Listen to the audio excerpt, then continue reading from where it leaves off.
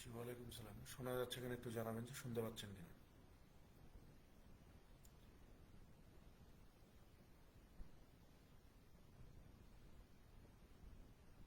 জি ভাই, ভালো আছি।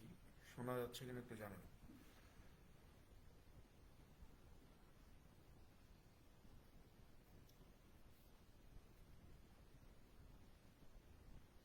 শোনা যাচ্ছে, ফাইন।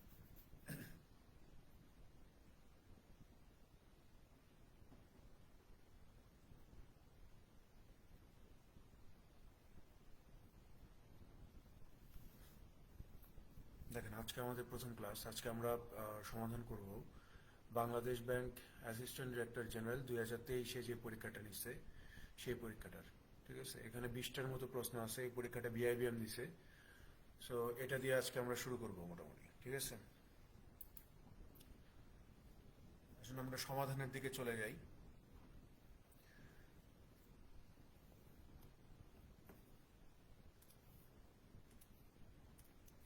দেখেন, এখানে বলা হচ্ছে যে the profit earned by selling an article for taka 900 is double the loss incurred when the same article is sold for টাকা 450.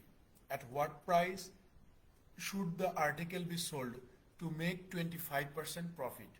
বলতেছে যে একটা জিনিস 450 টাকায় বিক্রি করলে যত ক্ষতি হয়, 900 টাকায় বিক্রি করলে তার দ্বিগুণ লাভ হয়।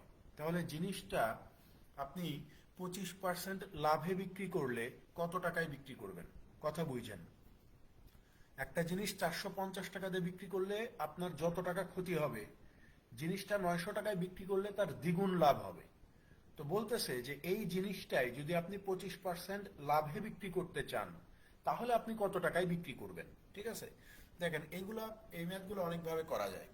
আমি যদি একদম মানে প্রথম প্রশ্ন পড়ে যেই চিন্তা আপনার মাথায় আসবে, এইভাবে যদি আমরা করা শুরু করি যে ভাই, যখন আমার সেলিং প্রাইস 450 টাকা, যখন আমার সেলিং প্রাইস 450 টাকা, তখন আমার ক্ষতি হচ্ছে কত? তখন আমার ক্ষতি হবে কত টাকা? বলতেছে যে যত টাকা ক্ষতি হবে। কত টাকা ক্ষতি হবে আমরা জানি না, তো ধরে নিচ্ছি যে আমার এক্স টাকা ক্ষতি হবে। আবার বলতেছে যে যখন আমার বিক্রয় মূল্য হবে 900 টাকা, তখন আমার লাভ হবে। লাভটা কত হবে? বলতেছে যে 450 টাকায় বিক্রি করলে আপনি যা ক্ষতি হয়েছে আপনার, তার দ্বিগুণ লাভ হবে। তো এক্স টাকা ক্ষতি হয়েছে, তাহলে লাভ হওয়ার সময় কত লাভ হবে? 2x টাকা আমার লাভ হবে, তাই না? আমরা এই জিনিসটা জানি, যেহেতু ছোটবেলা থেকে প্রফিট লস করে আসতেছি। আমরা এই জিনিসটা জানি যে ভাই, এই যে সেলিং প্রাইস হচ্ছে 900, তাহলে এই সেলিং প্রাইস থেকে যদি আমরা এই যে প্রফিট, এই অংশটাকে যদি বাদ দিয়ে দেই, তাহলে আমরা কস্ট প্রাইস পাবো। সেলিং প্রাইস 900 থেকে যদি আমরা এই 2x বা প্রফিটকে বাদ দিই, তাহলে কস্ট প্রাইস পাবো। আবার এখানেও সেম, যে আমার সেলিং প্রাইস হচ্ছে 450 টাকা। এই সেলিং প্রাইসের সাথে যদি আমাদের লসের অংশটাকে আমরা যোগ করে দেই, তাহলে আমরা কস্ট প্রাইস পাবো। মূল কথা, এখানে আমরা একটা ইকুয়েশন সাজানোর চেষ্টা করব, যেখানে ইকুয়েশনটা সাজাবো যে ওই জিনিসটার আসলে কস্ট প্রাইসটা কত সেটা। দুইটা, ওই জিনিসের কস্ট প্রাইস দুইটাকে সমান করে দিব। তাহলে আমরা দেখতে পাচ্ছি যে ভাই, যদি আমরা এই যে সেলিং প্রাইস 450-এর সাথে এই লসটাকে যোগ করে দিই, তাহলে কস্ট প্রাইস পাই। তাহলে খেয়াল করে দেখেন, আমরা যদি এই 450-এর সাথে আমার লসের অংশ এক্স, এইটাকে যদি যোগ করে দিই, তাহলে আমরা কস্ট প্রাইস পাবো, কারণ এখানে লিখে দিছি যে কস্ট প্রাইস পাওয়া যাবে। আবার সমান সমান এই পাশেও যেহেতু আমি কস্ট প্রাইসটাই নিয়ে আসবো, তাহলে আমাকে কি করতে হবে? এই যে সেলিং প্রাইস 900, এখান থেকে আমার লাভের অংশ যে 2x আছে, এইটাকে বিয়োগ করে দিলে আমার কস্ট প্রাইস হবে। তাহলে দেখেন, ইকুয়েশন মানে কি? দুইটা পাশে সমান হওয়া লাগবে, ব্যালেন্স হওয়া লাগবে। তাহলে আমার এই সমানের বাম পাশে যেমন কস্ট প্রাইস, সমানের ডান পাশেও ঠিক একইভাবে আমার কস্ট প্রাইসে আছে। তাহলে এই ইকুয়েশনটা যদি আমরা সলভ করি, তাহলে আমরা দেখতে পাচ্ছি যে এক্স এর সাথে 2x যোগ হয়ে যাবে। আবার এই 900 থেকে 450 আমার বিয়োগ হয়ে যাবে, তাই না? তাহলে এক্স এর সাথে 2x যোগ করলে 3x হয়ে যাবে। 900 থেকে 450 বিয়োগ করে দিলে 450 হয়ে যাবে। তাহলে এখানে এই যে এক্স, এক্স এর ভ্যালু কত হয়ে যাবে? আপনি বলবেন যে ভাইয়া 150 টাকা হয়ে যাবে। 150 টাকা। তাহলে খেয়াল করেন, আমরা চাইলে এখন এই জিনিসটার কস্ট প্রাইস কত এটা আমরা বের করতে পারি না? যে জিনিসটার ক্রয় মূল্য কত, আপনি যে কোনো এক পাশে মান বসান, কারণ এইটাও হচ্ছে আপনার কস্ট প্রাইস, এইটাও হচ্ছে আপনার কস্ট প্রাইস। আপনি যে কোনো এক পাশে মান বসাইলে হয়ে যাবে। তো আমরা যদি প্রথম পাশে মান বসাই, যে কস্ট প্রাইস ছিল 450 প্লাস এক্স, তো এক্স এর মান কত? 150। তার মানে জিনিসটার কস্ট প্রাইস কত হবে? 450 আর 150 যোগ করে দিলে এই যে 600 টাকা হয়ে যাবে, 600 টাকা। এখন কথা হচ্ছে যে আমরা কস্ট প্রাইস কেন বের করলাম? কস্ট প্রাইস বের করার উদ্দেশ্যই হচ্ছে প্রফিট লস। একটা জিনিস মাথায় রাখবেন যে আপনার লাভ হোক বা ক্ষতি হোক, বা লাভের হার কত বা ক্ষতির হার কত, এইটা জানতে গেলে আপনাকে সবার প্রথমে বের করতে হবে যে আপনার কস্ট প্রাইসটা কত। কারণ কস্ট প্রাইস যদি আপনি না জানেন তাহলে আপনি বলতে পারবেন না যে আপনার লাভ হয়েছে কত বা ক্ষতি হয়েছে কত। ঠিক আছে? এই জন্য আমরা প্রথম গুরুত্ব দিয়ে আগে কস্ট প্রাইসটা বের করছি। এখন আমাকে বলতে হবে বা বের করতে হবে যে এই 600 টাকার জিনিসটা আমি কত টাকা দিয়ে বিক্রি করব যার ফলে আমার 25% লাভ হবে। 25% লাভ হবে। একটা জিনিস খুব ভালোভাবে মাথায় ঢুকায় নেন, পার্সেন্টেজ প্রফিট লসে যখন আপনাকে বলবে যে লাভ হচ্ছে এত পার্সেন্ট বা লস হচ্ছে এত পার্সেন্ট, সবকিছুই হবে 100-র উপর। Percentage profit loss, simple interest, compound ইন্টারেস্টে সবকিছু হবে কার উপর? 100-র উপর। তাহলে এখানে এই যে বলতেছে যে 25% আমার লাভ হবে, তার মানে 100-র ওপরে আপনার 25 টাকা লাভ হবে। অর্থাৎ আপনার বিক্রয় মূল্য কত হয়ে যাবে? 125 টাকা। তাহলে আমরা এখানে বলতে পারি না যে ভাই সেলিং প্রাইসটা কত হয়ে যাবে। আপনি তখন বলবেন যে 600-র 125%। তাহলে 600-র 125% কত হবে? 600 আর 6 25-এ 150, তার মানে হচ্ছে 750 টাকা হবে। অর্থাৎ 25% লাভে জিনিসটার বিক্রয় মূল্য কত? 750। আমরা এই জিনিসটাকে ভেঙে ভেঙেও করতে পারি। ঠিক আছে? সেলিং প্রাইস মানে আমরা কি জানি? সেলিং প্রাইস মানে হচ্ছে কস্ট প্রাইস প্লাস হচ্ছে প্রফিট, তাই না? তাহলে কস্ট প্রাইস হচ্ছে আমার 600 টাকা, তাহলে প্রফিট কত? এই যে 600-র আবার 25%, 600-র 25%, তাহলে কত হবে? এই যে 600 যোগ 150, তাই না? 600 যোগ 150 হচ্ছে আমার প্রফিট। তাহলে 600-র সাথে 150 যোগ করে দিলে আমার 25% লাভে বিক্রয় মূল্য কত? এই যে 750 টাকা। বোঝা গেছে ভাই বিষয়টা? বুঝতে পারছেন?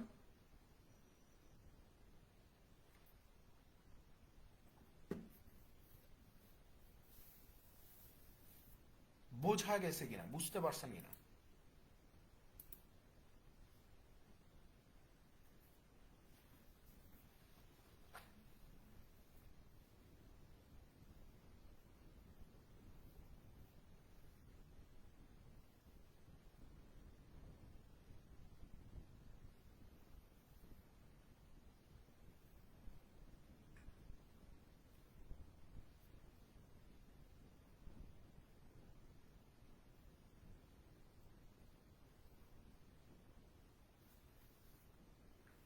ওকে, ফাইন।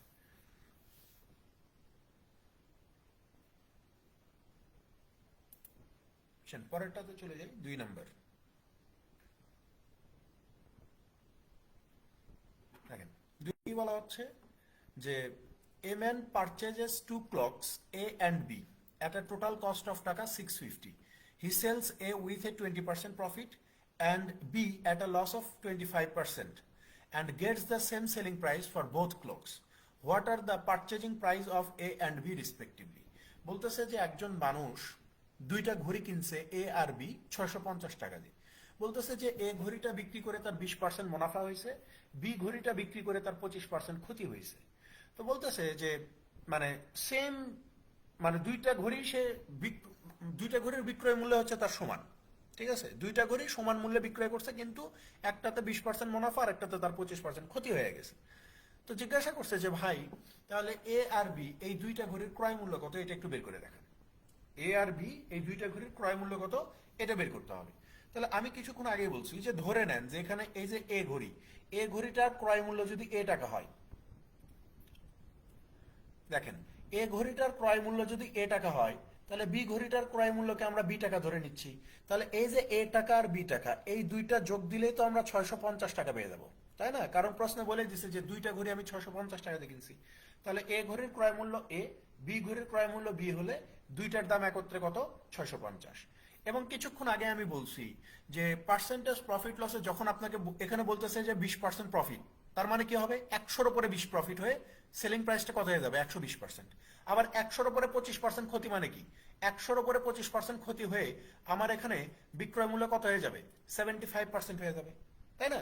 অর্থাৎ এই যে এ ঘড়িটা আমি এ টাকা দিয়ে কিনছি, এই এ ঘড়িটা বিক্রি করার সময় আমি 20% লাভে বিক্রি করছি। তাহলে এখানে বিক্রয় মূল্য কত হবে?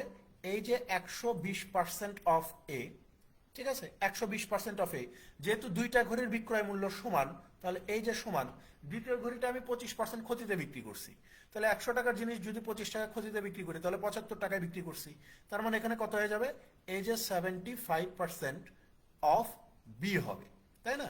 আপনি যদি বলেন যে এখানে অফ এ অফ বি কেন, কারণ ওই যে লাভ ক্ষতির হিসাব করতে হবে আমার কস্ট প্রাইসের উপরে। তো যেহেতু আমার কস্ট প্রাইস এখানে এ বি, তাই এদের উপরে আমাকে লাভ আর ক্ষতি করতে হবে। তো এর উপরে লাভ করছি 20%, অর্থাৎ 120% দামে বিক্রি করছি, আর বির উপরে ক্ষতি হয়েছে আমার 25%, অর্থাৎ 75%, 25% ক্ষতি করছে, অর্থাৎ 75% দামে জিনিসটা বিক্রি করছি। এখন এখান থেকে চাইলে আমরা এ বির কস্ট প্রাইসের একটা অনুপাত বের করতে পারি। কিরকম দেখেন, পার্সেন্টেজ পার্সেন্টেজ কেটে দেন, তাহলে এখানে এ অনুপাত বি সমান সমান কত হবে? আপনি বলবেন যে ভাই 75 অনুপাত 120 হয়ে যাবে। তাহলে এখান থেকে আমরা এই 75 আর 120কে একটু ছোট করে লিখতে পারি 5×15 = 75, 8×15 = 120, অর্থাৎ এ আর বি ক্রয় মূল্যের অনুপাত পাইছি 5:8। তাহলে আমরা এখানে এর ক্রয় মূল্য পাইলাম 5 টাকা, আর বির ক্রয় মূল্য পাইলাম কত টাকা? 8 টাকা। তো 5 আর 8 যোগ দিলে আমাদের কত পাওয়ার কথা? 650 পাওয়ার কথা না? কিন্তু আমরা পাচ্ছি কত? 5 আর 8 যোগ দিলে 13 পাচ্ছি। তো 13 সমান সমান যদি 650 হয়ে যায়, তাহলে এই যে এক পার্ট সমান সমান কত হবে? আপনি বলবেন যে 50 হবে। তো এক পার্ট যদি 50 হয়, তাহলে এই যে এ ঘড়ির দাম কত? 5 পার্ট, তাহলে 5 সমান সমান কত? এই যে 250, অর্থাৎ এ ঘড়ির দাম হবে হচ্ছে 250 টাকা। আর বি ঘড়ির দাম কত? 1 সমান সমান 50 হলে 8 সমান সমান হবে কত? 400। তাহলে এই বি ঘড়ির দাম হবে কত টাকা? এই যে 400 টাকা। তাহলে কোনটা অপশন হবে? এই যে 250 আর হচ্ছে 400 হচ্ছে এই প্রশ্নের সঠিক উত্তর, যে একটা ঘড়ির দাম 250 আর একটা ঘড়ির দাম হচ্ছে 400 টাকা।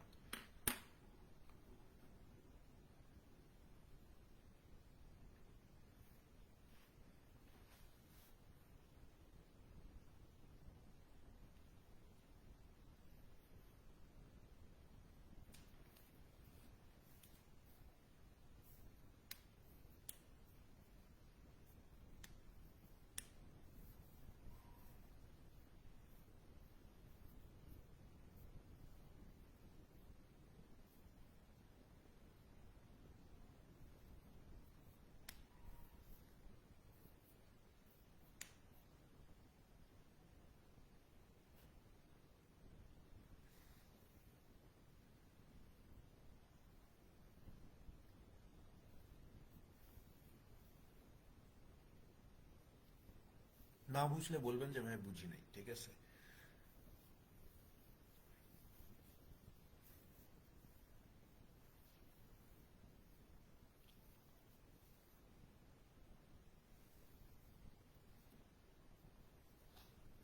এটাই সবচেয়ে সহজ ওয়ে। আরেকটা ওয়েতে করা যাবে, সেটা হচ্ছে আপনার ওই ইয়ে করতে হবে, মানে এক্স ওয়াই জেড ধরে করতে হবে, অথবা রুল অফ অ্যালিগেশন করতে হবে।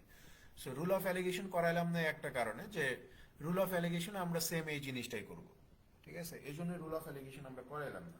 আপনি এখানে আরেকটা পদ্ধতি যেটা আপনারা মানে বেশি প্রেফার করেন, ঠিক আছে, যেটা আপনাদের বেশি প্রেফার, যে সেটা হচ্ছে এরকম যে ভাই এখানে দুইটা ঘড়ির দাম তো 650 টাকা, তাহলে এই যে এ ঘড়িটার দাম যদি আমরা এক্স টাকা ধরি, তাহলে বি ঘড়ির দাম কত ধরতে হবে?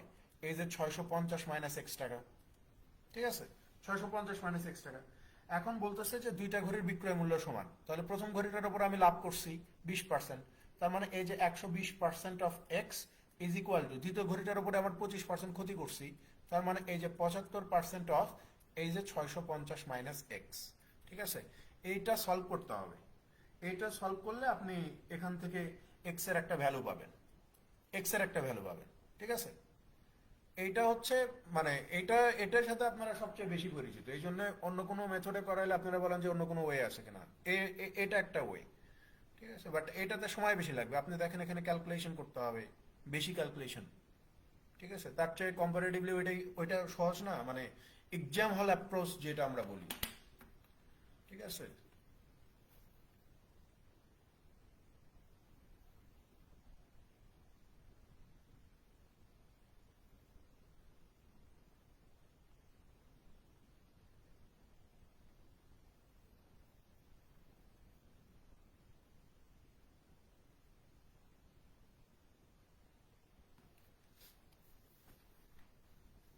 এটা হচ্ছে আপনার সময় সাপেক্ষ একটা ব্যাপার, মানে পরীক্ষার হলে অন্তত প্রিলিমিনারির জন্য।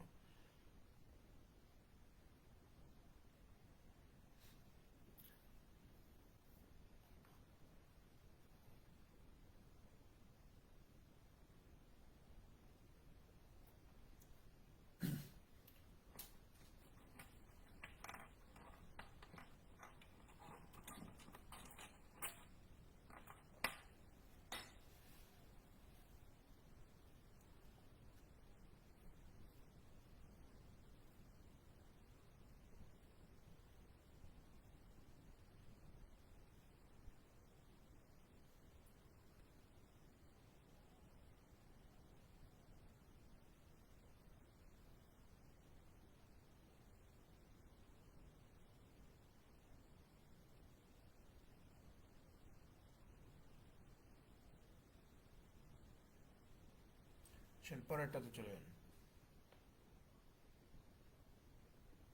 3 নম্বরে চলে যান।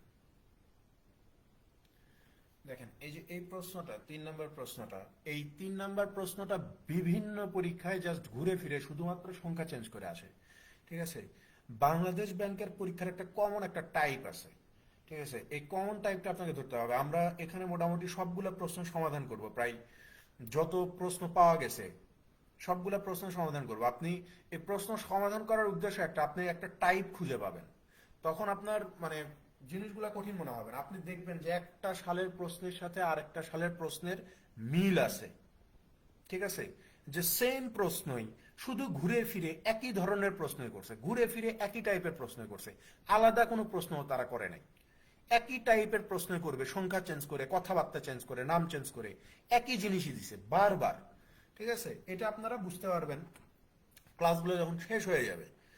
দেখেন এখানে বলতেছে যে ভাই, fresh grapes contain 80% water while dry grapes contain 10% water. If the weight of the dry grapes is 250 kg, then what was its total weight when it was fresh? বলতেছে যে ফ্রেশ আঙ্গুরে 80% পানি থাকে আর ড্রাই আঙ্গুরে 10% পানি থাকে। বলতেছে যে শুকনো আঙ্গুরের ওজন 250 কেজি হলে ফ্রেশ অবস্থায় ওই আঙ্গুরের মোট ওজন কত ছিল? ফ্রেশ অবস্থায় ওই আঙ্গুরের ওজন মোট কত ছিল? খেয়াল করেন এখানে কথা হচ্ছে যে আঙ্গুর তো আমরা সবাই দেখছি, তাই না? আঙ্গুর যখন কাঁচা অবস্থায় থাকে তখন আপনি যদি ওই আঙ্গুরটাকে যদি রোদে রেখে দেন, ধরেন যে আপনি সকাল 9টায় রোদে রেখে দিলেন ওই আঙ্গুরকে, আপনি যদি বিকালে 5টার দিকে যেয়ে যদি আবার ওই আঙ্গুরকে হাতে নেন, তাহলে দেখবেন যে আঙ্গুরের ভিতরে যে পানিগুলা থাকে না, এই পানিগুলা কিন্তু মানে উড়ে গেছে, বাষ্প হয়ে গেছে। ঠিক আছে, বা পানি শুকে গেছে। পানি শুকে দেখবেন যে আঙ্গুর একদম কিশমিশের মতো হয়ে গেছে। কিশমিশ আমরা সবাই দেখছি, আঙ্গুর কিশমিশ সবাই দেখছি। তো আপনি সকাল 9টায় যদি গরমের দিন রোদে রেখে দেন ওই ফ্রেশ আঙ্গুরটা, আপনি বিকাল 5টার দিকে যেয়ে দেখবেন যে ওইটা কিশমিশের মতো হয়ে গেছে। তাহলে আঙ্গুরের ভিতরে মূলত যে পানিটা ছিল সেটা কি হয়ে যাবে? রোদে শুকে যাবে বা বাষ্পীভূত হবে, কোনো একটা কিছু হবে, অর্থাৎ আঙ্গুরের ভিতরে আর পানি থাকবে না, ওটা কিশমিশের মতো হয়ে যাবে বিষয়টা। ঠিক আছে, তো কিশমিশের মতো হয়ে গেলেও আপনার মানে যেই পাল্পটা, মানে আঙ্গুরের যে মেইন অংশটা, পানি ছাড়া যে অংশটা থাকে, এটা কিন্তু সেম থাকবে। অর্থাৎ আঙ্গুরটা যখন কাঁচা অবস্থায় ছিল, ফ্রেশ অবস্থায় ছিল, তখনও পাল্পের পরিমাণ যা ছিল, আঙ্গুরটা যখন রোদে শুকে শুকনা হয়ে যাবে তখনও কিন্তু ওই পাল্পের পরিমাণ সেম থাকবে। ঠিক আছে, অর্থাৎ এই ধরনের ফ্রেশ আর হচ্ছে ড্রাই ফ্রুটের ম্যাথ আসলে আপনি অলওয়েজ মাথায় রাখবেন যে ভাই পানি এখান থেকে শুকে শেষ হয়ে যেতে পারে, কিন্তু পাল্প যেটা মেইন অংশ যেটা, সেটা কখনো আলাদা হবে না বা কমবে না, বাড়বে না, সেটা সবসময় একই থাকবে। ফ্রেশ অবস্থাতেও পাল্পের পরিমাণ যা, ড্রাই অবস্থাতেও আমার পাল্পের পরিমাণ সেটাই থাকবে। সো আমরা যদি এখানে হিসাব করি যে ভাই, আমরা যদি ফ্রেশের হিসাবটা করি যে ফ্রেশ অবস্থায় ওয়াটার আর হচ্ছে পাল্পের পরিমাণ কত, তো এরা বলতেছে যে ফ্রেশ অবস্থায় পানি হচ্ছে 80 থাকলে আপনার পাল্পের পরিমাণ কত হবে? 20। যেহেতু পার্সেন্টেজ আছে তাই আমরা দুইটাকে 100 ধরে দেবো, মানে যে কোনো জিনিস শুরুতে 100 থাকে, তো সেই হিসেবে আঙ্গুরের পরিমাণ 100, যার ভিতরে 80 পানি আর হচ্ছে 20 হচ্ছে পাল্প।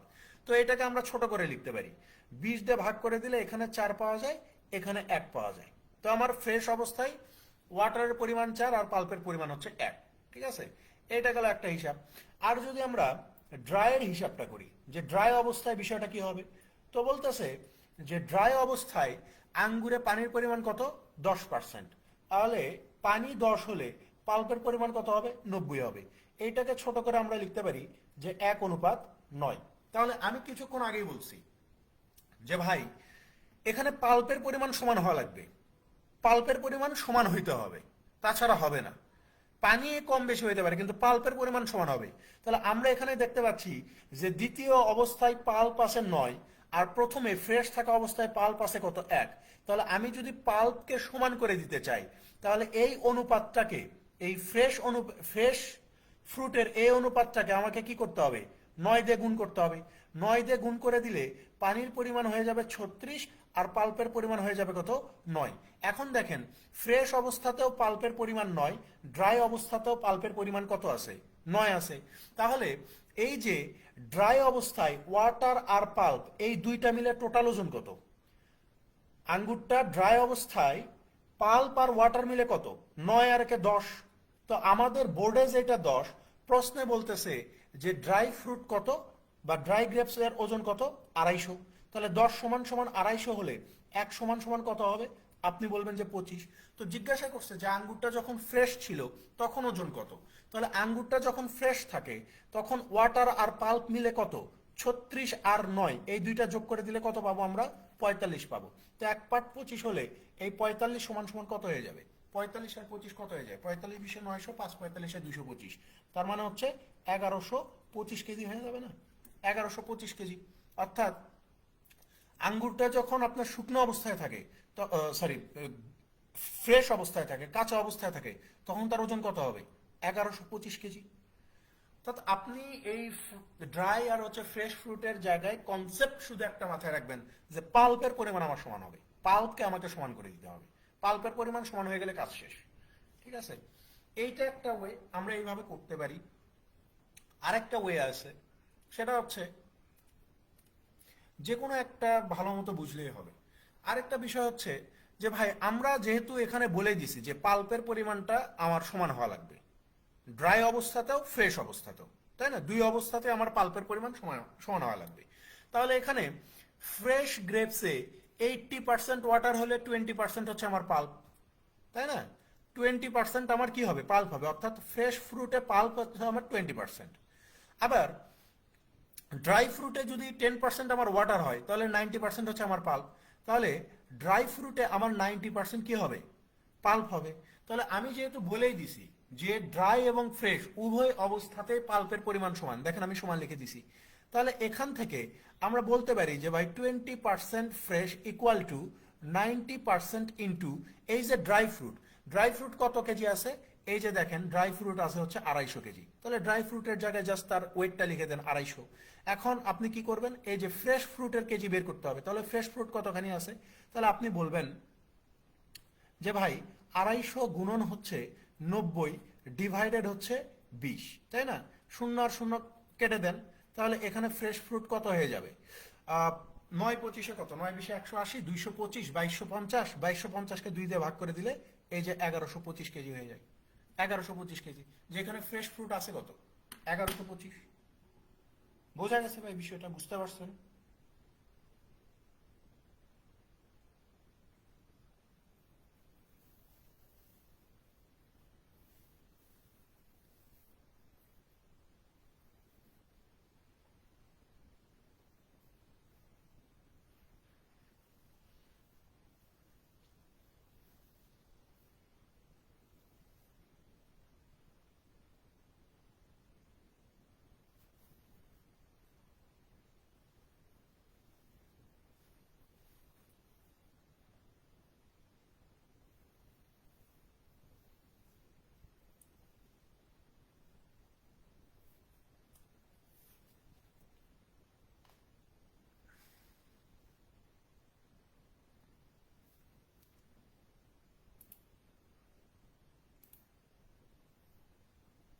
পরেরটাতে চলে যাই।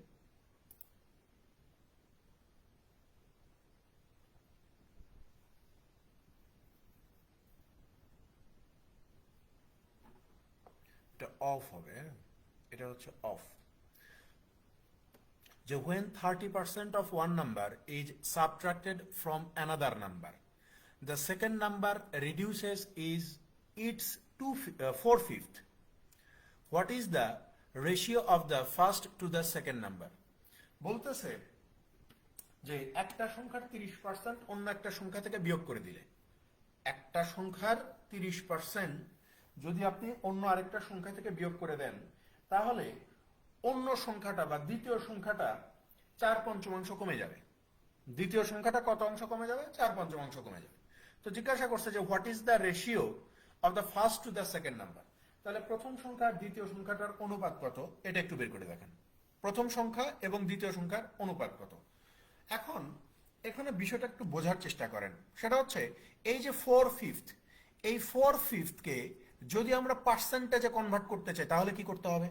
ভগ্নাংশকে যখন আমরা পার্সেন্টেজে কনভার্ট করব, তখন এই ভগ্নাংশের সাথে জাস্ট 100কে গুণ করে দিব। তাহলে ভগ্নাংশের সাথে 100 গুণ করে দিলে এই যে 5/20 100, 4/20 এই যে 80% হয়ে যায়। তাহলে আমি বলতে পারি যে যেইটাই আমার 4/5 ওইটাই আমার কত? 80%। যেটা আমার 4/5 ওইটাই আমার 80%। বা এভাবে বলা যায় যে যখনই আমি 80% দেখব, তখন সেটার ফ্র্যাকশনাল ভ্যালু কত হবে? 4/5 হবে। তো বলতেছে যে যখন আমি দ্বিতীয় সংখ্যাটা থেকে প্রথম সংখ্যার 30%কে বিয়োগ করে দিব, তখন এই দ্বিতীয় সংখ্যাটা কমে যাবে, 4/5 কমে যাবে। তাহলে দ্বিতীয় সংখ্যাটা কত? 4/5 মানে কি? 4/5 মানে হচ্ছে যে সংখ্যাটা আগে 5 ছিল, দ্বিতীয় সংখ্যাটা আগে 5 ছিল, যখন আমি এই দ্বিতীয় সংখ্যা থেকে 30%কে আমি বিয়োগ করে দিছি, দ্বিতীয় সংখ্যাটা আমার 5 ছিল, যখন আমি এই 5 থেকে প্রথম সংখ্যার 30%কে বিয়োগ করে দিছি, তখন আর সংখ্যাটা আমার 5 নাই, তখন আমার সংখ্যাটা কত হয়ে গেছে? এই যে 4 হয়ে গেছে। তাহলে আমি বলতে পারি যে দ্বিতীয় সংখ্যাটা হচ্ছে আমার 5, এখান থেকে 30% বিয়োগ করলে কত হয়ে যাবে? এই যে 4 হয়ে যাবে। তো আমরা এই বিষয়টাকে আরো সহজে বলতে পারি এইভাবে যে ভাই, দ্বিতীয় সংখ্যাটা কত ছিল আমি জানি না, কিন্তু দ্বিতীয় সংখ্যাটা শুরুতে 100% ছিল। দ্বিতীয় সংখ্যাটা শুরুতে আমার কত ছিল? 100% ছিল। তো আমি যদি বলি যে দ্বিতীয় সংখ্যাটা হচ্ছে আমার কত? 100%, ধরে নিলাম, আমি ধরে নিচ্ছি যে দ্বিতীয় সংখ্যাটা হচ্ছে আমার 100%। তো যখন আমি এই দ্বিতীয় সংখ্যা থেকে প্রথম সংখ্যার 30%কে বিয়োগ করে দিব, তখন দ্বিতীয় সংখ্যাটা কমে যাবে। কমে কত হয়ে যাবে? 100% থেকে 4/5 অর্থাৎ 80% হয়ে যাবে।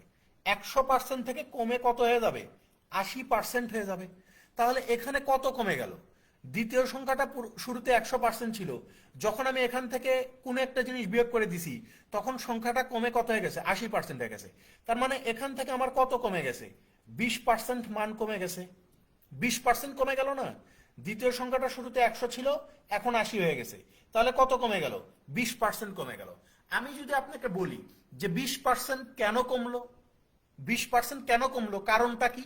আপনি তখন বলবেন যে ভাই, এই 20% কমার কারণ হচ্ছে আপনি এই দ্বিতীয় সংখ্যা থেকে প্রথম সংখ্যার 30% অর্থাৎ 30কে বিয়োগ করে দিয়েছেন। তাহলে 20% কমার কারণ হচ্ছে যে আমি 30 বিয়োগ করে দিছি এই দ্বিতীয় সংখ্যা থেকে। তাহলে আমি বলতেই পারি যে 20% সমান সমানই আমার কত হবে? 30 হবে। 20% সমান সমান কত? 30। তো 20%-এর মান যদি 30 হয়, তাহলে এই যে আমার দ্বিতীয় সংখ্যা হচ্ছে 100%, এই 100% সমান সমান কত হবে? তখন আপনি বলবেন যে ভাইয়া 30 গুণন 100 ডিভাইডেড হচ্ছে 20, 20 এটার ভিতরে 5 বার, 5 30-এ কত? 150। অর্থাৎ এই যে দ্বিতীয় সংখ্যা, এটা হচ্ছে আপনার 150। তাহলে প্রথম সংখ্যা কত? আপনি ধরেই নেবেন যে ভাই প্রথম সংখ্যাটা হচ্ছে আমার 100। তাহলে এই 100 30%কে আমি বিয়োগ করে দিছি। 100 30% মানে হচ্ছে এই যে 30। ঠিক আছে? তাহলে এই যে বলতেছে যে প্রথম সংখ্যার দ্বিতীয় সংখ্যার অনুপাত কত, তো প্রথম সংখ্যা হচ্ছে আমার 100 আর দ্বিতীয় সংখ্যাটা আমার বের করলাম কত? 150। তাহলে এই দুইটার অনুপাত চাইছে এই যে 50 দুগুণে 100, 3 50-এ 150, অর্থাৎ 2:3। 2:3 হচ্ছে প্রথম সংখ্যার দ্বিতীয় সংখ্যার অনুপাত। এখন আমরা এটাকে আরো একটু ডিফারেন্ট করতে পারি, আরো সহজে করতে পারি। সেটা কিভাবে? দেখেন, আমরা এখানে বলতে পারি যে ভাই, এই যে প্রথম সংখ্যার 30% দ্বিতীয় সংখ্যা থেকে বিয়োগ করার ফলে, প্রথম সংখ্যাকে যদি আমি এ ধরি, তাহলে এই এর 30%কে আমি বিয়োগ করে দিলে, আমি এর 30%কে এই দ্বিতীয় সংখ্যা থেকে বিয়োগ করে দিলে দ্বিতীয় সংখ্যাটা আমার কত কমে যাচ্ছে? 20% কমে যাচ্ছে না? তাহলে এর 30% সমান সমান বির 20%। এই দুইটা সমান, এই দুইটা সমান। কারণ প্রথম সংখ্যার 30% যদি আমি দ্বিতীয় সংখ্যা থেকে বিয়োগ করে দেই, তাহলে দ্বিতীয় সংখ্যাটা আমার কত কমে যাচ্ছে? 20% কমে যাচ্ছে। তাহলে আমি এটা ক্লিয়ারলি বলতে পারি না যে প্রথম সংখ্যা, অর্থাৎ প্রথম সংখ্যাকে আমরা এ ধরছি, যে এর 30% সমান সমান বির কত পার্সেন্টের সমান হবে? 20%-এর সমান হবে। তাহলে এখান থেকে আমরা বলতে পারি যে এ অনুপাত বি সমান সমান কত? এই যে 20 অনুপাত 30, এইটাকে আমরা আরেকটু ছোট করে লিখতে পারি যে এ অনুপাত বি সমান সমান কত? এই যে 2 অনুপাত 3। বোঝা গেছে বিষয়টা? বুঝতে পারছেন যে প্রথম সংখ্যার 30% বিয়োগ করে দেওয়ার কারণে দ্বিতীয় সংখ্যার 20% কমে গেছে। তাহলে প্রথম সংখ্যার 20% সমান সমান প্রথম সংখ্যার 30% সমান সমান দ্বিতীয় সংখ্যার 20%। তাহলে এই দুইটার অনুপাত কত হবে? 2 অনুপাত 3 হবে।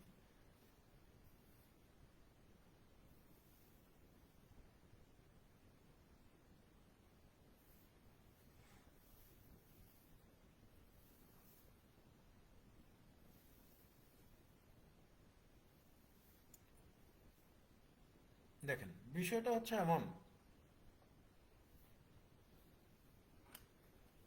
আমরা যদি ধরে নেই এখানে যে ভাই আমার যে প্রথম সংখ্যার কথা বলছে, এটাকে আমরা ধরে নিলাম 100। এটাকে আমরা কত ধরে নিলাম? 100। তাহলে এই প্রথম সংখ্যার এইটার 30% কত হবে? প্রথম সংখ্যা হচ্ছে 100, তাহলে প্রথম সংখ্যার 30% কত হবে? আপনি বলবেন যে ভাইয়া 30 হবে। ঠিক আছে, 30 হবে। 30। আমরা যে দ্বিতীয় সংখ্যা, এই দ্বিতীয় সংখ্যাটাকে আমরা যদি এক্স ধরি, কোনো সমস্যা আছে? এক্স ধরলাম।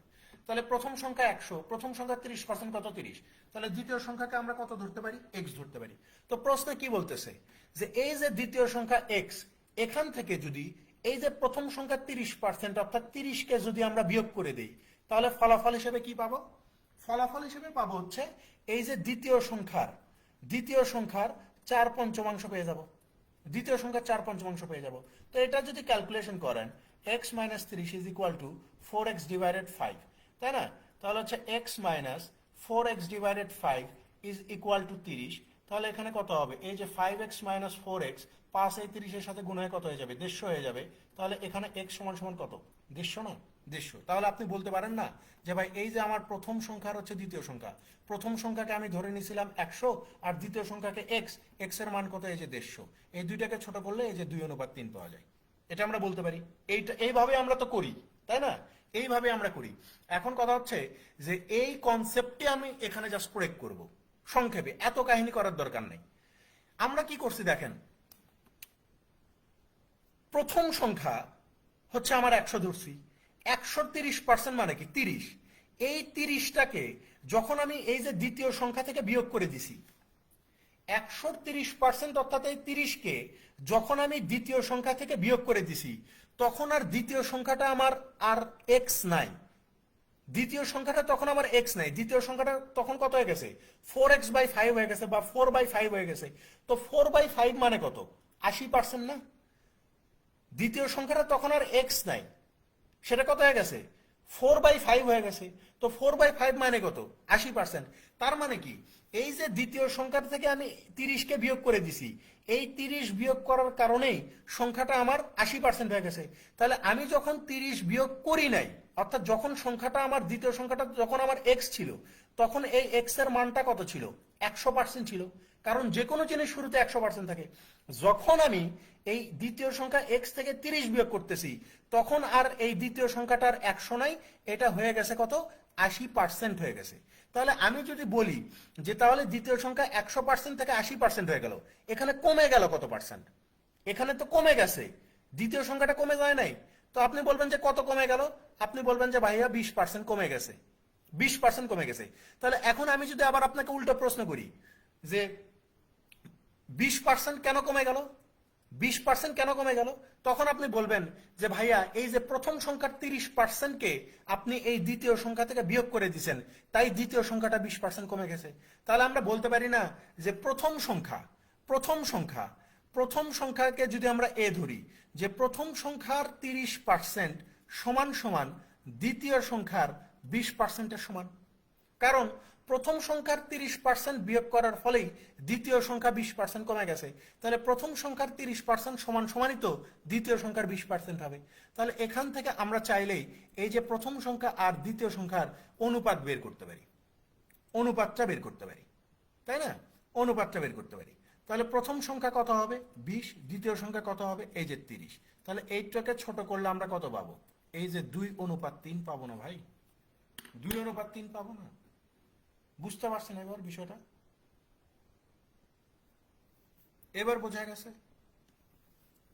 কনফিউশনের কোনো ওয়ে নাই ভাই, ঠিক আছে? কনফিউশনের কোনো ওয়ে নেই। এইগুলা কঠিন লাগলে ওই যে এক্স ধরে করবেন, এইগুলা কঠিন লাগলে এক্স ধরে করবেন। আমি তো এক্সটা দেখাই দিলাম, তাই না? এখন কথা হচ্ছে যে ওই এক্স ধরে করাটার কারণে আমরা আসলে পরীক্ষায় কিন্তু পুরো মার্কস উত্তর করে আসতে পারি না, বা পরীক্ষা দিয়ে বের হয়ে এসে আমাদের আফসোস হয় যে আমি তো সময়টা ম্যানেজ করতে পারলাম না।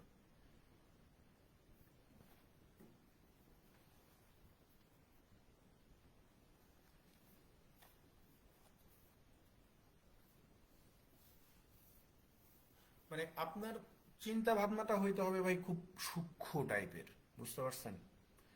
চিন্তা ভাবনা সূক্ষ্ম না হইলে ঝামেলা। এটার জন্য যে আহামরি অনেক কিছু করতে হবে এমন কিছু না, জাস্ট একটু মানে বিষয়গুলো চোখ কান খোলা রাখতে হবে। চোখ কান খোলা রাখলে বিষয়গুলো একদম আপনার মাথায় খেলে যাবে যে আসলে কি করতেছে।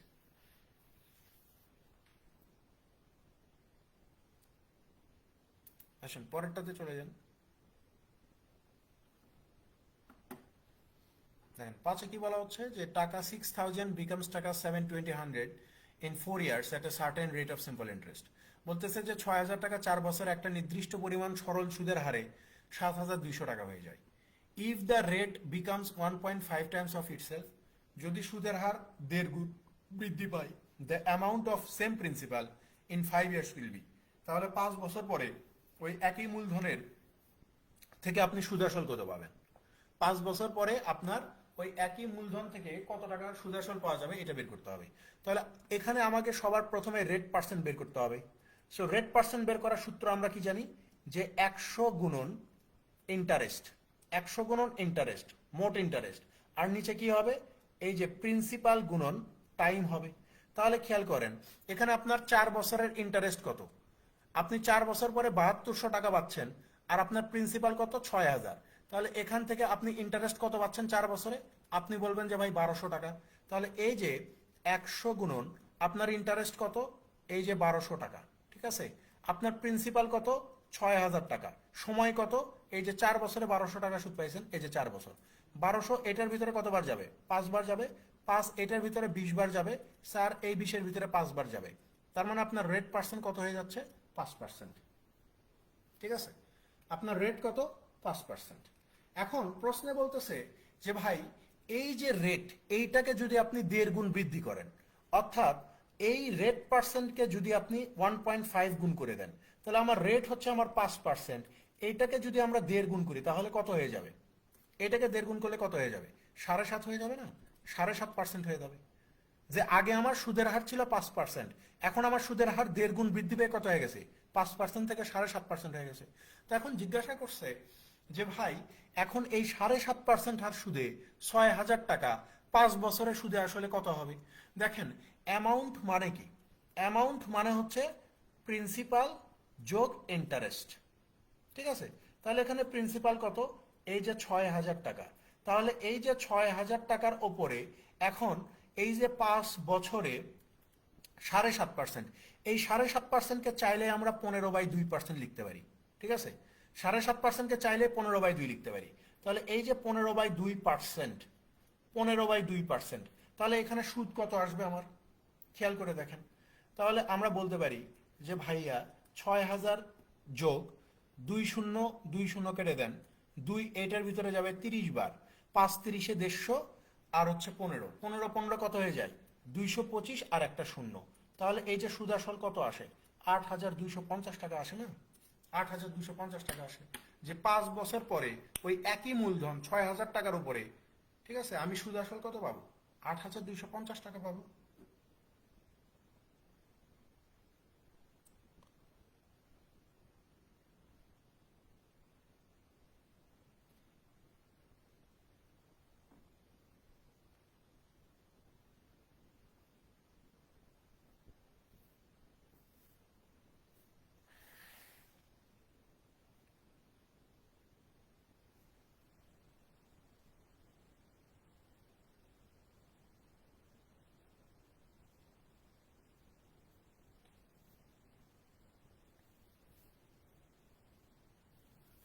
পরেরটাতে চলে যাই।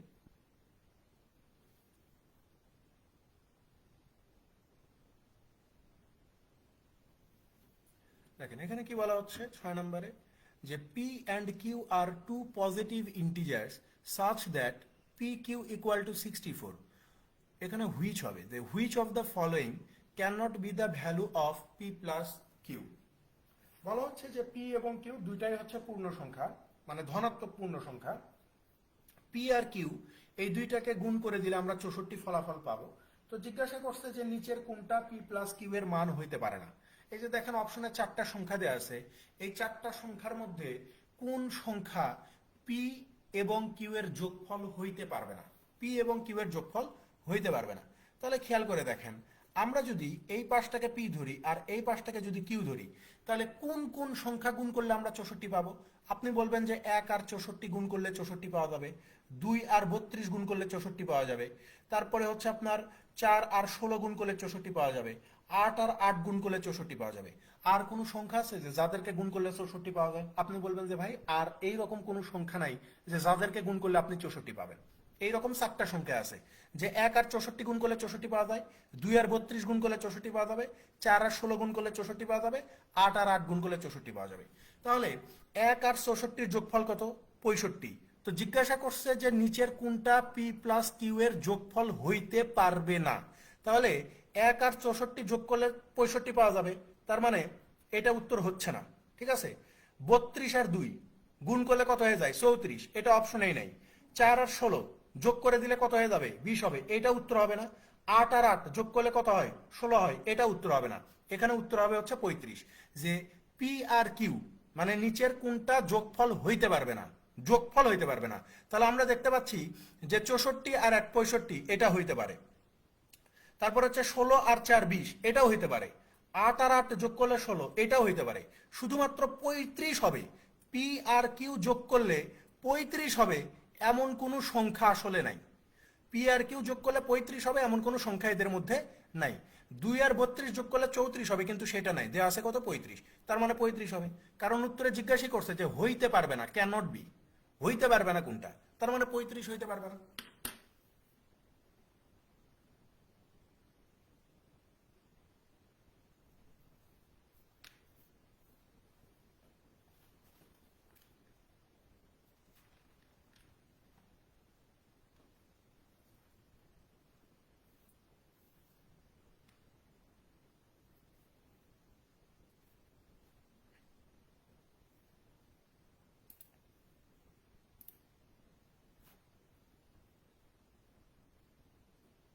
আসেন পরেরটাতে চলে যাই, 7 নম্বর।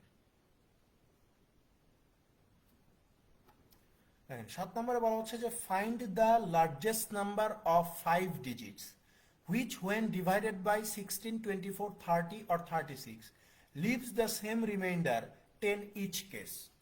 বলতেছে যে 5 অঙ্কের বৃহত্তম সংখ্যা নির্ণয় করুন যাকে আপনি 16, 24 এবং 30, 36 দিয়ে ভাগ করলে প্রত্যেকবার 10 ভাগশেষ পাবেন। বলতেছে যে এই যে দেখেন অপশনে 4টা 5 ডিজিটের বড় সংখ্যা দেওয়া আছে, বলতেছে যে এই সংখ্যাগুলোর মধ্যে কোন সংখ্যাকে আপনি 16, 24, 30 এবং 36 দিয়ে ভাগ করলে প্রতিবার আপনি 10 ভাগশেষ পাবেন, প্রতিবার আপনি 10 ভাগশেষ পাবেন। দেখেন প্রশ্নকর্তা আপনাকে অনেকভাবে ফাঁসানোর চেষ্টা করবে, আপনি ফাঁসবেন না। এই প্রশ্নটা যদি প্রশ্নকর্তার অনুযায়ী যদি আমি সলভ করতে চাই তাহলে আমার সময় লাগবে, আমার হাতে এত সময় নাই, আমরা এত কাহিনী করতে পারবো না। আমরা জিনিসটাকে একটু উল্টো ভাবে ভাববো। প্রশ্নকর্তা বলছে যে এই একটা সংখ্যা আছে যাদেরকে 16, 24, 30, 36 দিয়ে ভাগ করলে প্রত্যেকবার আমি 10 ভাগশেষ পাবো, 10 ভাগশেষ পাবো, প্রত্যেকবার 10 ভাগশেষ। তাহলে আমি যদি বলি যে ভাই আমি যদি ওই সংখ্যাটা থেকে যদি 10কে বিয়োগ করে দিই, যেই সংখ্যাটাকে ভাগ করলে প্রত্যেকবার 10 ভাগশেষ থাকবে, সেই সংখ্যা থেকে যদি আমি 10 বিয়োগ করে দেই, তাহলে তো আমি বলতে পারি যে 10 বিয়োগ করার পরে ওই সংখ্যাকে 16, 24, 30 এবং 36 দ্বারা ভাগ করলে প্রত্যেকবার নিঃশেষে বিভাজ্য হবে, প্রত্যেকবার আমার নিঃশেষে বিভাজ্য হবে, অর্থাৎ কোনো ভাগশেষ থাকবে না। এখন আপনি বলতে পারেন যে ভাই আপনি তো বলতে পারবেন না যে কোন সংখ্যা, কোন সংখ্যা এটা বলতে পারবো না। এই জন্য আমি কি করব, এই চারটা সংখ্যার প্রত্যেকটা থেকে 10 বিয়োগ করে দিব। তো অপশন এ থেকে 10 বিয়োগ করে দিলে 99,360 পেয়ে যাব। অপশন বি থেকে 10 বিয়োগ করে দিলে 99,350 পেয়ে যাব। 99,350 থেকে 10 বিয়োগ করে দিলে 99,340 পাবো। 99,340 থেকে 10 বিয়োগ করে দিলে 99,330 পাবো। এখন আমি দেখব যে এই যে আমার নতুন চারটা সংখ্যা আমি লিখছি, এই চারটা সংখ্যার মধ্যে যেই সংখ্যাটাকে আমি 16, 24, 30 এবং 36 দিয়ে ভাগ করতে পারবো, সেইটাই হচ্ছে আমার সেই সংখ্যাটা, সেইটাই হচ্ছে আমার সেই সংখ্যা। তাহলে খেয়াল করে দেখেন, এখন আপনি বলতে পারেন যে এখন আমি কতক্ষণ ধরে ভাগ করব। এতক্ষণ ধরে ভাগ করার দরকার নাই তো, আমার হাতে কিছু টুল আছে, আমি এই টুলগুলা কাজে লাগাবো। যেমন আমার হাতে একটা টুল আছে 2, একটা আছে 3, একটা আছে 4, একটা আছে 5, একটা আছে 6, একটা আছে 9। ঠিক আছে, ঠিক আছে, এইগুলো হচ্ছে টুল। আমরা বিভিন্ন সময় এই জিনিসগুলো দেখব যে এই যে দেখেন 16 ভিতরে কিন্তু 4 আছে, 4 4 16 হয়। আবার 16 ভিতরে 8 আছে। 24 ভিতরে কিন্তু 3 8 আছে। ঠিক আছে, 30 ভিতরেও কিন্তু 3 10 অর্থাৎ 3 আছে। 36 ভিতরে কিন্তু 9 আর 4 আছে, অথবা 3 × 12 আছে। ঠিক আছে, আবার 12কে ভাঙলে এই যে 4 × 3 পাওয়া যাবে। তার মানে আমার এই সংখ্যাগুলো দিয়েই যে ভাগ করতে হবে এমন কোনো কথা না। এই সংখ্যাগুলো দিয়ে যে ভাগ করতে হবে এমন কোনো কথা না। আমার এই ডিভিজিবিলিটি রুলের একটা অন্যতম টুল হচ্ছে 9। যে আমি দেখবো যে 9 দ্বারা ভাগ করা যায় কোন সংখ্যাকে, 9 দ্বারা। কারণ 9 আছে, এই যে 36 ভিতরে 9 আছে, 4 নং 36। তাহলে 9 দ্বারা ভাগ করা যায় এমন সংখ্যা বোঝার উপায় কি? যদি কোন সংখ্যার ডিজিটগুলোর যোগফলকে 9 দিয়ে ভাগ করতে পারি, তাহলে ওই পুরো সংখ্যাটাকে 9 দ্বারা ভাগ করা যাবে। আই রিপিট, যদি কোনো সংখ্যার ডিজিটগুলোর যোগফলকে 9 দিয়ে ভাগ করতে পারি, তাহলে পুরো সংখ্যাটাকে 9 দিয়ে ভাগ করা যাবে। তাহলে খেয়াল করে দেখেন, 3 3 6, 9 6 15, 15 9 24, 24কে 9 দিয়ে ভাগ করতে পারি না, তার মানে অপশন ডি উত্তর হবে না, এটা উত্তর হবে না। 4 3 7, 7 9 16, 16 9 কত 25, 25কে 9 দিয়ে ভাগ করতে পারি না, তার মানে এটা উত্তর হবে না, এটা উত্তর হবে না মানে সি উত্তর হচ্ছে না। তারপরে দেখেন 5 3 8, 8 9 কত 17, 17 9 26, 26কে 9 দিয়ে ভাগ করতে পারি না, তার মানে এটা উত্তর হবে না, উত্তর হবে অপশনে। এখন আপনি বলবেন যে ভাই অন্যগুলো দিয়ে টেস্ট করলে না। অন্যগুলো দিয়ে টেস্ট করার তো আমার কোনো দরকার নাই, কারণ এমন একটা সংখ্যা হবে যাকে প্রত্যেকটা সংখ্যা দিয়ে 16 24 30 36 প্রত্যেকটা সংখ্যা দিয়ে ভাগ করা যায়। তাহলে এখানে আমার 3টা সংখ্যা পাচ্ছি যাদেরকে আমি 36 দিয়ে ভাগ করতে পারতেছি না। আপনি বলতে পারেন যে কেমনে বুঝলেন? কারণ 9 দিয়ে ভাগ করতে পারতেছি না বিধায় আমি 36 দিয়ে ভাগ করতে পারবো না, কারণ 36-এর মধ্যে আমার 9 আছে। 36-এর মধ্যে আমার কি আছে? 9 আছে। তাহলে উত্তর হবে হচ্ছে আপনার 99,370। যে এই 99,370কে 16 24 30 আর 36 দিয়ে ভাগ করলে প্রতিবার আপনি 10 ভাগশেষ পাবেন, প্রতিবার 10 ভাগশেষ পাওয়া যাবে। উত্তর হচ্ছে অপশনে।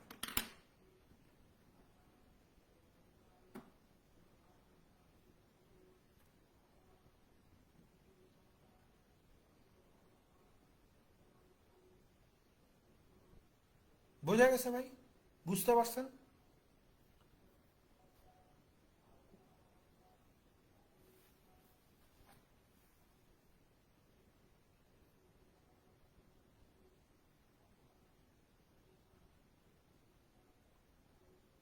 এগুলো ওই যে অনেকেই লসাগু করবে, 16 24 30 36-এর লসাগু করবে, আসলে ওইগুলোর দরকার নাই, জাস্ট ওইগুলো টাইম ওয়েস্ট আর কিছুই না।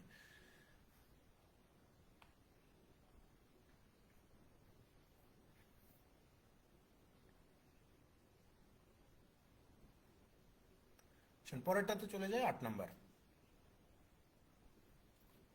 দেখেন 8-এ কি বলতেছে এরা, যে 1/3 of Aman's mark in mathematics exceeds a half of his marks in English by 30. If he got 240 marks in 2 subjects together, how many marks did he get in English? বলতেছে যে আমানের গণিতে প্রাপ্ত নম্বরের 1/3 ইংরেজিতে প্রাপ্ত নম্বরের অর্ধেক থেকে 30 বেশি। অর্থাৎ আমান আমান গণিতে যা নাম্বার পায় তার 1/3, ইংরেজিতে যা নাম্বার পায় তার অর্ধেকের চেয়েও 30 বেশি। এখন বলতেছে যে আমান গণিতে আর ইংলিশে এই দুইটা মিলে 240 নাম্বার পাইলে ইংলিশে সে কত নাম্বার পাইছিল এটা একটু বের করে দেখান। ইংলিশে কত নাম্বার পাইছিল এটা বের করে দেখান। তো আমি ধরেই নিচ্ছি যে ভাই সে গণিতে পাইছে এই যে এম নম্বর, আর ইংরেজিতে পাইছে সে ই নম্বর। তাহলে এই যে গণিতে যা নাম্বার পাইছে তার 1/3, তাহলে এই যে এম এর 1/3 মানে কত? m/3, m/3। আর ইংরেজির অর্ধেক, এই ইংরেজির অর্ধেক মানে কত? এই যে e/2। তো বলতেছে যে গণিতের 1/3 ইংরেজির অর্ধেকের চেয়েও কত বেশি হবে? এই যে বলে দিছে যে 30 বেশি হবে। তাহলে এই দুইটার পার্থক্য কত? 30। তাহলে এখানে 3 আর 2 এর লসাগু কত হবে? 6 হবে। তাহলে এখানে কত হচ্ছে? 2m - 3e is equal two 30। বা আমরা বলতে পারি যে ভাই 2m - 3e is equal two 6 কত? 180। এরপর আমাদেরকে বলতেছে যে ভাই এই যে গণিতে সে এম নম্বর পাইলো আর ইংরেজিতে সে ই নম্বর পাইলো, এই দুইটাকে যদি যোগ করে দেন তাহলে 240 পাবেন। যেহেতু আমাদেরকে ইংরেজি নম্বরটা বের করতে হবে, তাহলে এখান থেকে আমরা বলতে পারি যে এম সমান সমান কত হবে? এম সমান সমান হয়ে যাবে 240 মাইনাস ই। না, এটা যদি সলভ করি তাহলে এম সমান সমান 240 মাইনাস ই। তাহলে এই এম এর মানটা এখানে বসায় দেন না ভাই, যে 2 ইন্টু এম এর মান কত? এই যে 240 মাইনাস ই মাইনাস হচ্ছে 3e ইজ ইকুয়াল টু 180। তাহলে দেখেন 240 দোকানো 480 minus 2e minus 3e is equal two 180, তাই না? তাহলে এই যে 480 থেকে 180 বাদ দিলে কত হয়ে যাবে? আপনি বলবেন যে ভাই 300 হয়ে যাবে, 300। আর 3e আর 2e যোগ করে কত হয়ে যাবে? এই যে 5e হয়ে যাবে। তাহলে ই সমান সমান কত? 5 7 300 না? তাহলে ইংরেজিতে প্রাপ্ত নম্বর কত? 60। সে ইংরেজিতে কত নম্বর পাইছে? 60 নম্বর পাইছে। এটাই উত্তর, 60 নম্বর পাবে। এখানে আপনারা দুইটা সমীকরণ সাজায় যে এম প্লাস ই কে এটাকে আবার 2 দিয়ে গুণ করতে পারেন, ওই একই হিসাব ভাই, ঠিক আছে? অত ঝামেলা না, যে একবারে করে দিছি।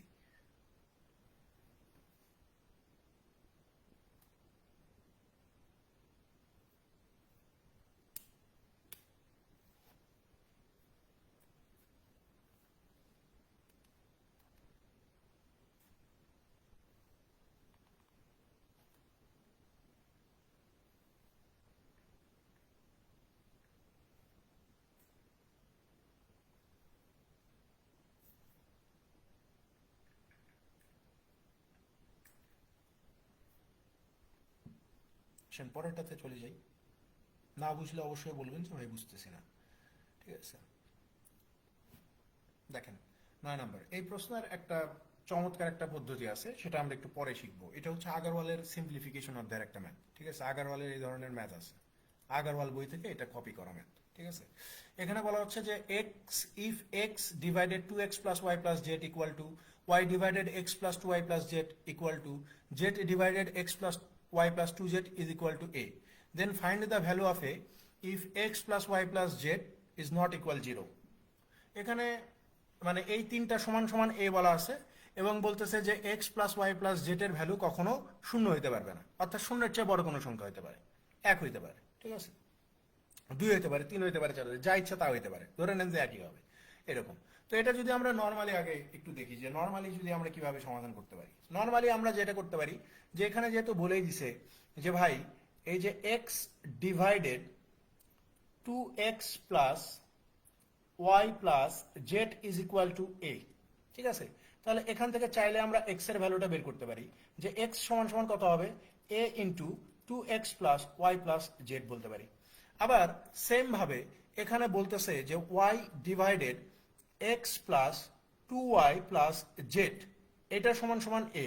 তাহলে এখান থেকে চাইলে আমরা ওয়াই এর ভ্যালু বের করতে পারি, যে a into x plus 2y plus z, ঠিক আছে? আবার আমাদেরকে বলতেছে যে z divided x plus Y plus 2z is equal to a. তাহলে এখান থেকে আমরা জেটের ভ্যালুটা বের করতে পারি, যে জেটের ভ্যালু কত হবে? যে X plus Y plus 2z, তাই না? এখন আমরা যদি এই তিনটাকে যদি যোগ করে দেই, ধরে নেন যে এই তিনটা সমীকরণ, আমরা যদি এই তিনটাকে যদি যোগ করে দেই তাহলে আপনি কত পাবেন? আপনি কত পাবেন? তাহলে আপনি বলবেন যে ভাই এ যেহেতু প্রত্যেকটার সাথে আছে, এ কে কমন নেন, এ কে কমন নেন। তাহলে এই যে 2x আর একটা এক্স, 3x আর একটা এক্স, 4x, তাহলে এই যে 4x প্লাস এই 1y 2y 3y আর 1y, তাহলে এখানে কত হবে, এই যে 4y হয়ে যাবে প্লাস 1z আর 1z 2z আর 2z কত, এই যে 4z ইজ ইকুয়াল টু কত, যেহেতু তিনটাকে গুণ করে দিছি তাহলে এই যে x plus Y plus Z হয়ে গেল। তাহলে খেয়াল করে দেখেন এখানে যেহেতু 4 প্রত্যেকটার সাথে আছে তার মানে এখানে আমরা 4 কমন নেই, তাহলে 4 কমন নিলে 4a হয়ে যায়, তাহলে এখানে কত হয়ে যাবে x plus Y plus Z is equal to কত, এই যে x plus Y plus Z হয়ে যায়। তাহলে এই x plus Y plus z আর এই x plus Y plus z কেটে যাবে, তাহলে এখানে a সমান সমান আপনি কত পাবেন, এর ভ্যালু কত পাবেন, 1/4 পাবেন না, 1/4 পাবেন না। প্রশ্নে তো এটাই জিজ্ঞাসা করছে যে ফাইন্ড দ্য ভ্যালু অফ এ, এর ভ্যালু কত সেটা বের করেন, তো এর ভ্যালু কত হবে, 1/4 হবে, এই যে 1/4 উত্তর। বোঝা গেছে ভাই? এটা হচ্ছে আগারওয়ালের সলিউশন বলা চলে, বা আগারওয়ালে এইভাবেই করে দেয়া আছে। এখন কথা হচ্ছে যে এই ম্যাথে আমরা এত টাইম দিব না, এই ম্যাথে এত টাইম দেওয়ার আমার দরকার নাই, এই ম্যাথে এত টাইম দেওয়ার আমার দরকার নেই। তাহলে আমি কি করব, এখন কথা হচ্ছে যে এই জন্যই বলি যে আপনাকে খুব বেশি পরিমাণে ম্যাথ সলভ করতে হবে, সেটা আপনি যে জায়গা থেকেই করেন। আপনি যখন বেশি পরিমাণ ম্যাথ সলভ করবেন তখন দেখবেন যে একই টাইপের ম্যাথ বারবার আপনার মাথায় আসতেছে, আপনি ওইটার শর্টকাট নিজে থেকেই, বা শর্টকাট বলেন বা যেটাই বলেন না কেন, কম সময়ে করার পদ্ধতি আপনি নিজেই আবিষ্কার করতে পারবেন। ঠিক আছে? এই ধরনের প্রচুর ম্যাথ প্রত্যেকবার ইন্ডিয়াতে বিভিন্ন পরীক্ষায় এসে থাকে। ঠিক আছে?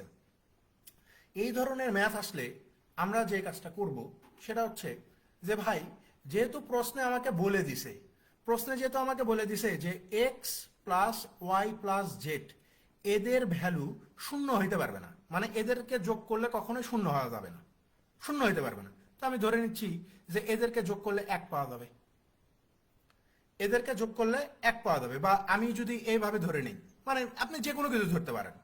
ঠিক আছে? মানে শূন্যের চেয়ে বড়, এখানে জাস্ট বোঝানোর জন্য বললাম যে ধরে নেন যে 1 পাওয়া গেল, ধরে নেন যে 1, এটা হইতে পারে 2 হইতে পারে 3 হইতে পারে 4 হইতে পারে, মানে যে কোনো কিছু হইতে পারে, শূন্য হবে না।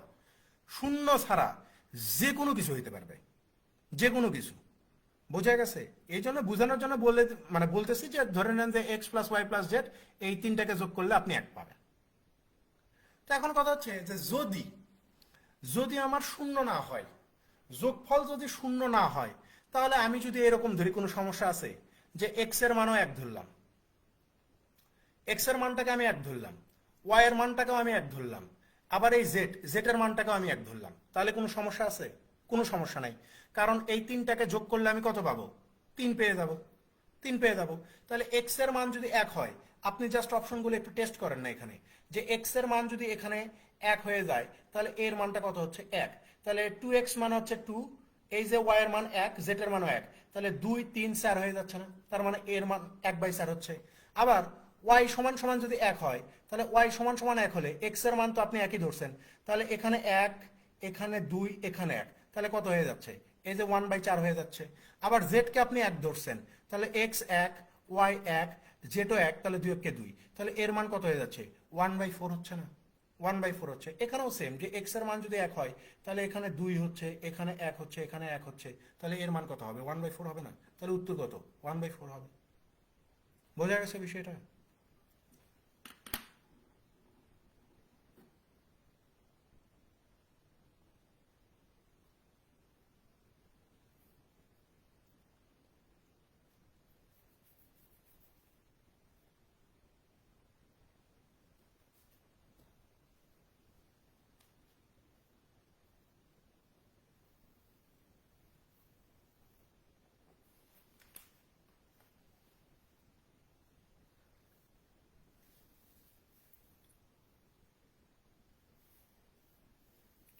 পরেরটাতে চলে যাই, 10 নম্বর। দেখেন এই ম্যাথটা গতকালকে এই ব্যাচে করাইছি, এই 10 নম্বরের ম্যাথটা। এখানে বলা হচ্ছে যে if the average of M numbers is N square and that of N numbers is M square, then the average of M plus N numbers is. তাহলে খেয়াল করেন এখানে বলা আছে যে এম সংখ্যক সংখ্যার এভারেজ যদি আমার এন স্কোয়ার হয়, তাহলে এই এম এর সাম কত হবে, টোটাল কত হবে, আপনি তখন বলবেন যে এম এন স্কোয়ার হবে। তারপরে এই যে এন সংখ্যক সংখ্যার এভারেজ আপনাকে কত বলতেছে, যে এম স্কোয়ার হবে, তাহলে এই এন সংখ্যক সংখ্যার সমষ্টি কত হবে, আপনি বলবেন যে ভাই এম স্কোয়ার এন হবে। তো জিজ্ঞাসা করছে যে এম প্লাস এন এর গড় কত। তাহলে এখানে যদি আমরা গড়টা বের করতে চাই, তাহলে এম প্লাস এন এখানে যোগ করে দেন সমষ্টিগুলা, এম এন স্কোয়ার যোগ এম স্কোয়ার এন। তাহলে এখানে যদি আমরা এম এন কে কমন নেই, তাহলে এখানে কত পাবো, এন পাবো, আর এখানে কত পাবো, এম পাবো, আর নিচে কত, এই যে M plus N. M plus N M plus N কেটে গেলে গড় কত থাকে, শুধু এম আর এন থাকে না, এম আর এন থাকে। তাহলে আপনার এভারেজ কত হচ্ছে, এই এম এন, অর্থাৎ এই অপশন ডি হবে উত্তর, অপশন ডি হবে।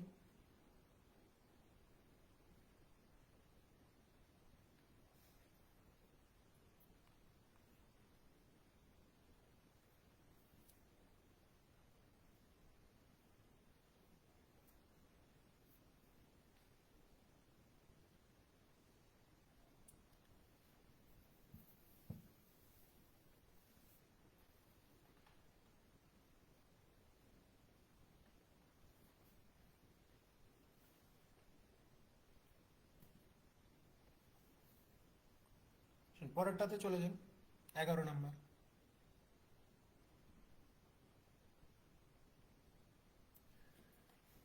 দেখেন এখানে বলা হচ্ছে যে P and Q started a business in the ratio of 2:3। After 2 years P left the business but Q continued. After 3 years he had, এখানে দে হবে, এখানে হি না হয়ে দে হবে, ঠিক আছে, যে after 3 years they had a profit of taka 26,000। What was the profit of P. বলতেছে যে পি আর কিউ দুইজন মিলে একটা ব্যবসা শুরু করছে, যেখানে তাদের বিনিয়োগের অনুপাত হচ্ছে 2:3। পি 2 বছর ব্যবসা করার পরে চলে যাবে, আর কিউ ব্যবসাটা চালিয়ে যাবে। 3 বছর পরে যদি তাদের 26,000 টাকা মুনাফা হয়, what was the profit of P, তাহলে পি কত টাকা প্রফিট পাবে এটা জিজ্ঞাসা করছেন। মানে এই 26,000 টাকার মধ্যে পি কত টাকা পাবে এটা বের করতে হবে। একটা জিনিস মাথায় রাখেন যে পার্টনারশিপে আপনি যদি ইনভেস্টমেন্ট, আপনার যে বিনিয়োগটা আছে, এই ইনভেস্টমেন্টের সাথে যদি আপনি এই সময়কে গুণন করে দেন, তাহলে আপনি কি পেয়ে যাবেন, প্রফিট পেয়ে যাবেন, ঠিক আছে। ইনভেস্টমেন্টের সাথে যদি আমরা টাইমকে গুণন করে দেই, তাহলে এখানে আমরা কি পেয়ে যাব, প্রফিট পাবো। তাহলে এখানে খেয়াল করেন পি এবং কিউ দুইজনের বিষয়। পির বিনিয়োগ কত, 2 টাকা। পি ব্যবসা করছে কত বছর, এই যে 2 বছর। কিউ এর বিনিয়োগ কত, 3 টাকা। কিউ ব্যবসা করছে কত বছর, কিউ ব্যবসা থেকে চলে যায় নাই, তার মানে 3 বছর ব্যবসা করছে 3। তাহলে এই যে দেখেন ইনভেস্টমেন্টের সাথে আমরা টাইম গুণ করে দিছি, ইনভেস্টমেন্টের সাথে টাইম গুণ করে দিলে আমরা কি পাবো, প্রফিট পাবো। তো 2 2 4, এখানে 3 3 কত, 9। তার মানে এই যে 4 আর 9 হচ্ছে পি আর কিউ এর প্রফিট। তো পি আর কিউ এই দুইজন মিলে প্রফিট করছে একত্রে কত, এই যে বলতেছে 26,000 টাকা প্রফিট করছে। তো এখানে পি আর কিউ এর প্রফিট কত, 9 4 13 টাকা। তাহলে 13 সমান সমান যদি 26,000 হয়, তাহলে এক পার্ট কত হবে, আপনি বলবেন যে ভাইয়া 2,000 হবে। তো জিজ্ঞাসা করছে যে পি কত টাকা পাবে, লভ্যাংশ থেকে পি কত টাকা পাবে, মানে পির লভ্যাংশ কত। তো পির লভ্যাংশ হচ্ছে 4, তাহলে 4 সমান সমান কত, 2,000 আর 4 গুণ করে দিলে এই যে 8,000 টাকা হয়ে যাবে, যে পির লভ্যাংশ হচ্ছে 8,000 টাকা।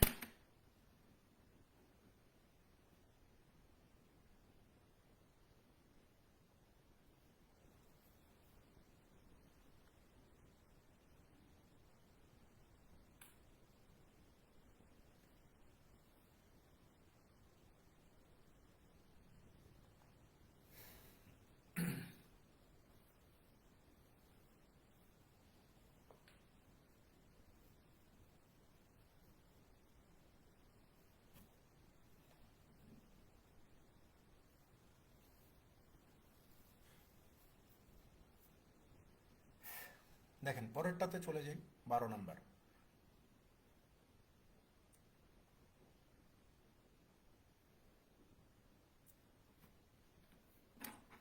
এখানে কি বলা হচ্ছে যে a square park is surrounded by a path of uniform wide 2 meters all around it. The area of the path is 208 square metres. Find the perimeter of the park. এখানে বলা হচ্ছে যে 2 মিটার প্রস্থ বিশিষ্ট একটা পথ, একটা বর্গাকৃতির একটা মাঠকে ঘিরে আছে, মানে একটা বর্গাকৃতির মাঠের চারদিকে 2 মিটার প্রস্থ বিশিষ্ট একটা পার্ক আছে। তো বলতেছে যে পথের ক্ষেত্রফল যদি 288 বর্গমিটার হয়, তাহলে ওই পার্কের পেরিমিটার বা পরিসীমাটা কত এটা আমাকে বের করতে হবে। পার্কের পেরিমিটার কত, ঠিক আছে? তাহলে খেয়াল করে দেখেন বর্গাকৃতির মাঠ, তাহলে ধরে নেন এই জায়গায় চিত্র একদম অ্যাকুরেট হবে না, বুঝে নিন, ঠিক আছে? ধরে নেন যে এইটা হচ্ছে সেই বর্গাকৃতির মাঠ বা বর্গাকৃতির এই পার্ক। এই পার্কের চারপাশ দিয়ে এই পার্ককে ঘিরে 2 মিটার প্রস্থ বিশিষ্ট এইরকম একটা রাস্তা আছে। 2 মিটার প্রস্থ বিশিষ্ট একটা রাস্তা আছে, ঠিক আছে? অর্থাৎ এই যে এই এখান থেকে এখান এটা হচ্ছে আপনার 2 মিটার, আবার এখান থেকে এখান এটা হচ্ছে 2 মিটার। এটাকে বলতেছে যে 2 মিটার প্রস্থ বিশিষ্ট রাস্তা। অর্থাৎ এই যে এটাও হচ্ছে আপনার 2 মিটার, এই যে এটাও হচ্ছে আপনার 2 মিটার। এখন কথা হচ্ছে যে ভাইয়া তাহলে এই যে বাগানটা, এই বাগানের দৈর্ঘ্য কত? আমরা জানি যে বর্গের প্রতিটা বাহু কি হয়? সমান হয়। বর্গের প্রতিটা বাহু কি হয়? সমান হয়। তার মানে বর্গের এই বাহুটা যদি এ হয়, এইটাও এ হবে, এইটাও এ হবে, এইটাও এ হবে। তাহলে এখানে আমরা দুইটা বর্গ দেখতে পাচ্ছি, একটা হচ্ছে ছোট বর্গ আর একটা হচ্ছে বড় বর্গ। ছোট বর্গের প্রতিটা বাহুর দৈর্ঘ্য যদি এ হচ্ছে, তাহলে এই যে বড় বর্গ অর্থাৎ সবুজটা, সবুজের প্রতিটা বাহু কত হবে? আপনি বলবেন যে এই যে সবুজ এই বাহুটা, এই বাহুটার দৈর্ঘ্য কত হবে? এই ছোটটা অর্থাৎ এই লালটার যদি এ হয়, তাহলে এই দিকে 2 আবার এই দিকে 2, টোটাল 4। তার মানে এই যে বড় বর্গের বাহুর দৈর্ঘ্য কত হবে? a+4 হবে, a+4 হবে। এইটাও হচ্ছে আপনার a+4 হবে। এই বাহুটাও কত হবে? a+4 হবে। আবার এই বাহুটাও কত হবে? a+4 হবে। তো প্রশ্নে দেওয়া আছে যে এই যে রাস্তাটা, এই যে রাস্তা, এই রাস্তার ক্ষেত্রফল হচ্ছে 288 বর্গমিটার। তাহলে এই পার্কের অর্থাৎ এই ছোট বর্গক্ষেত্রের পেরিমিটার বা পরিসীমা কত এটা বের করতে হবে। তো আমরা যদি এখান থেকে এই যে রাস্তা সহজে বাগান, রাস্তা সহজে বাগান এইটার যেই বাহু a+4, রাস্তা সহ অর্থাৎ বড় বর্গক্ষেত্রের একটা বাহু যদি আমার a+4 হয়, তাহলে বড় বর্গক্ষেত্রের ক্ষেত্রফল কত? a+4 square. কারণ আমরা জানি যে বর্গের ক্ষেত্রফল হচ্ছে বাহুর উপরে স্কোয়ার, ঠিক আছে? তাহলে রাস্তা সহ বাগানের ক্ষেত্রফল হচ্ছে a+4 স্কোয়ার। এখান থেকে যদি আমরা এই যে বাগানের ক্ষেত্রফল, বাগানের একটা বাহুর দৈর্ঘ্য কত এ, তাহলে ক্ষেত্রফল কত হবে? এই যে স্কোয়ার, এই বাগানের ক্ষেত্রফলকে যদি বাদ দেই, তাহলে আমরা কত পাবো? এই যে রাস্তার ক্ষেত্রফল পেয়ে যাব 288। রাস্তা সহ বাগানের ক্ষেত্রফল থেকে বাগানের ক্ষেত্রফল বাদ দিলে আমরা রাস্তার ক্ষেত্রফল পেয়ে যাব কত? 288। তাহলে a+4 স্কোয়ার মানে কি? a+b হোল স্কোয়ারের সূত্র। a+b হোল স্কোয়ার মানে কি? Square plus b square plus 2 into a into b, ঠিক আছে, minus square is equal to কত? 288। স্কোয়ার স্কোয়ার কেটে যাবে, তাহলে এখানে কত? 4 2 8a ইজ ইকুয়াল টু 288 বিয়োগ এই যে 4 4 16। তাহলে এই যে 8a ইজ ইকুয়াল টু কত? 16 বাদ দিলে 272 পাওয়া যায়। তাহলে এ সমান সমান কত পাওয়া যাবে? 3 8 24, 4 8 32, তার মানে হচ্ছে 38। তাহলে এ সমান সমান কত পাইছি? 38 পাইছি, তাই না? এখন প্রশ্নে জিজ্ঞাসা করছে যে ভাই এই ছোট বাগানের বা ছোট এই বর্গক্ষেত্রের পরিসীমা কত? আমরা জানি যে বর্গক্ষেত্রের পরিসীমা হচ্ছে 4টা বাহুর যোগফল। তাহলে এখানে বর্গের প্রতিটা বাহুর যোগফল কত? অর্থাৎ ওই যে ছোট বর্গের প্রতিটা বাহুর দৈর্ঘ্য কত? এ করে, তাহলে 4টা বাহুর যোগফল কত হবে? 4a। তার মানে পার্কের যেই পেরিমিটার, পার্কের যেই পেরিমিটার সেটা কত? 4a হয়ে যাবে। তাহলে এর মান আমরা জানি কত? 38। 4 আর 38 গুণ করে দিলে কত হয়ে যাবে? 120, 4 8 32, অর্থাৎ 152 মিটার। কোথায় গেল এখানে?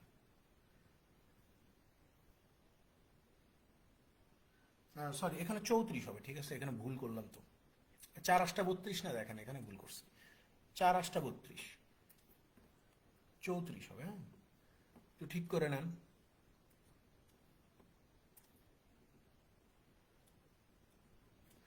তাহলে হচ্ছে 136 হয়ে যাচ্ছে। 4 34-এ 136 মিটার হচ্ছে আপনার ওই বাগানের পেরিমিটার বা পরিসীমা।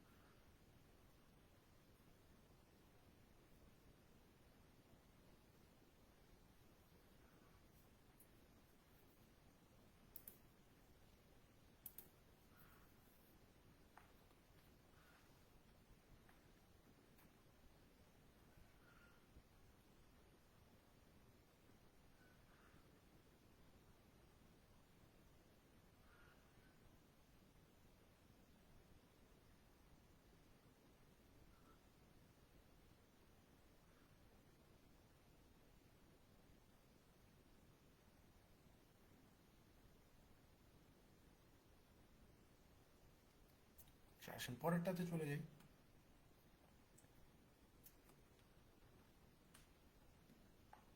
তেরো নম্বর।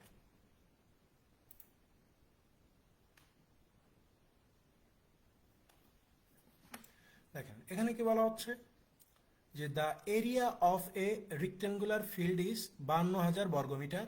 This rectangular area has been drawn on a map to the scale 1 centimetre to 100 metre.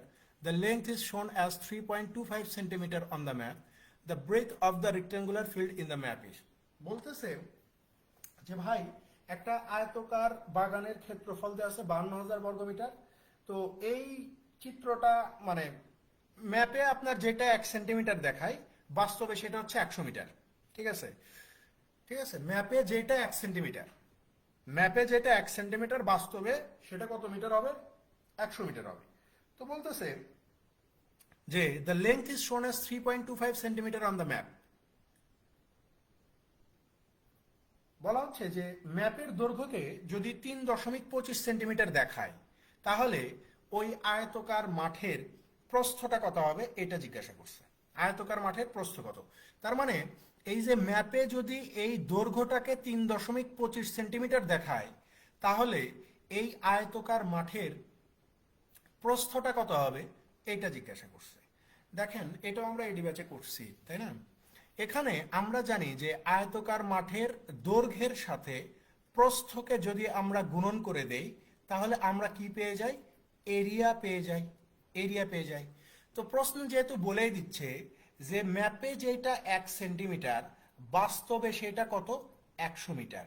তো ম্যাপে দৈর্ঘ্য কত দেওয়া আছে? 3.25 সেন্টিমিটার দেওয়া আছে। তাহলে বাস্তবে এটা কত হবে? আপনি বলবেন বাস্তবে এটা হয়ে যাবে 325 মিটার। তাহলে এই যে আয়তকার মাঠের যেই দৈর্ঘ্য সেটা যদি 325 হয় তাহলে প্রস্থটা কত হবে এটা আমরা খুব ইজিলি বের করতে পারবো যে এরিয়া দেওয়া আছে 52,000 বর্গমিটার, তাই না? তাহলে এখান থেকে আমার প্রস্থ কত বের হবে? 325, এইটাকে ভাগ করলে আমরা পেয়ে যাব 160 মিটার। কিন্তু প্রশ্নে জিজ্ঞাসা করছে যে the breadth of the rectangular field in the map is, অর্থাৎ ম্যাপে প্রস্থটা কত। বাস্তবে ওই মাঠের প্রস্থ হচ্ছে 160 মিটার, কিন্তু ম্যাপে প্রস্থটা কত সেটা বের করতে হবে।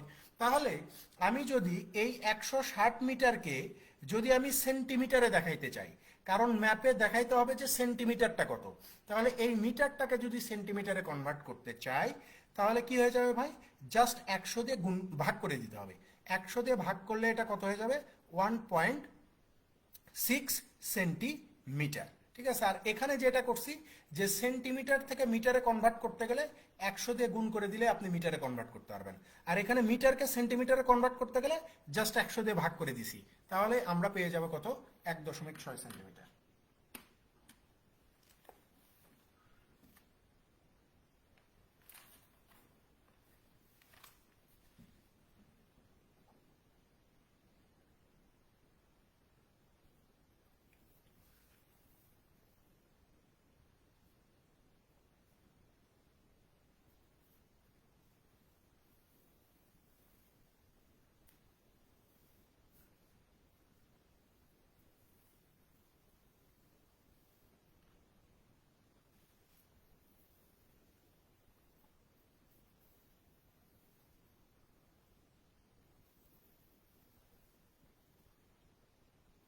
পরেরটাতে চলে যান, 14 নম্বর। দেখেন এখানে কি বলা হচ্ছে যে এ circle and a rectangular have the same perimeter. বলতেছে যে একটা আয়তক্ষেত্র আর একটা বৃত্তের পরিসীমা সেম, সমান। The sides of the rectangle are 18 and 26 centimetre. বলতেছে যে এই রেক্টেঙ্গেলের দুইটা মানে দৈর্ঘ্য আর প্রস্থ কত দেওয়া আছে? 18 আর 26। What is the area of the circle? তাহলে ওই সার্কেলের ক্ষেত্রফলটা কত হবে এটা বের করতে হবে। তাহলে আমরা কি জানি? আমরা জানি যে বৃত্তের যে পেরিমিটার বা সার্কামফারেন্স, বৃত্তের মানে সার্কামফারেন্সকে আমরা কত জানি? 2πr জানি না? 2πr। তাহলে এই 2πr সমান সমান হচ্ছে এই আয়তক্ষেত্রের পেরিমিটার। আয়তক্ষেত্রের পেরিমিটার কত? 2 ইন্টু দৈর্ঘ্য যোগ প্রস্থ। তাহলে খেয়াল করেন এই যে 2 ইন্টু পায়ের মান আমরা সবাই জানি 22/7 গুণন আর ইজ ইকুয়াল টু কত, এই যে 2 ইন্টু দৈর্ঘ্য ধরে নেন এই যে 26, প্রস্থ ধরে নেন 18, তাহলে 26 18 কত হয়ে যাবে 34 44 দুগুণ 88, তাই না? তাহলে আমরা বলতে পারি যে ভাই এখানে আর সমান সমান কত হবে, এখানে 26 18 44, 44 দুগুণ 88, 88 গুণন এই যে 7 এই পাশে ওপরে চলে যাবে, 22 নিচে চলে আসবে, 2 এই পাশে ওপরে ছিল, এই পাশে ওপরে ছিল, এই পাশে সেটা নিচে চলে আসবে, অর্থাৎ 1/2 হয়ে যাবে। ঠিক আছে, তাহলে 22 এটার ভিতরে কতবার যাবে, 4 বার যাবে না, 2 এইটার ভিতরে কতবার যাবে, 2 বার যাবে, তাহলে এখানে আর এর মানটা কত হবে, 7 দুগুণ 14 হবে, 14। এখন প্রশ্নে আমাকে জিজ্ঞাসা করছে যে বৃত্তের ক্ষেত্রফল কত। আমরা সবাই জানি যে বৃত্তের যেটা ক্ষেত্রফল সেটাকে আমরা কি বলি, যে পাই আর স্কোয়ার, পাই আর স্কোয়ার বলি না? তাহলে পায়ের মান আমরা কত জানি, এই যে 22/7 জানি, আর এর মান কত 14, তাহলে আর এর উপর স্কোয়ার আছে মানে কি 14 2 বার গুণ হবে, তার মানে এখানে আমরা লিখতে পারি যে 14 গুণন 14, 7 এটার ভিতরে কতবার যাবে 2 বার যাবে, তাহলে এই যে 22 গুণন 14 দুগুণ 28, 28 আর 22 গুণ করলে 616 স্কোয়ার সেন্টিমিটার হয়ে যাবে, 616। দেখেন কোথায় উত্তর আছে, অপশন বিতে, 28 আর 22 গুণ করলে 616 হয়। তাহলে বৃত্তের ক্ষেত্রফল কত, 616। জ্যামিতিতে আপনি এমনিতেই ভালো করে জানেন, জ্যামিতিতে মানে ডিরেক্ট আপনি যদি সূত্রগুলো জানেন, এগুলো সূত্রে বলা চলে যে বৃত্তের পরিধি কত, আয়তক্ষেত্রের পরিসীমা কত, ঠিক আছে, বৃত্তের ক্ষেত্রফল কত, এইগুলা যদি জানা যায় ম্যাথ এমনিতে সলভ হয়ে যাবে। ঠিক আছে, কারণ প্রশ্নে সব কিছু দেওয়া থাকবে, আপনাকে জাস্ট ক্যালকুলেশনটা করতে হবে, এইগুলো না জানলে হবে না।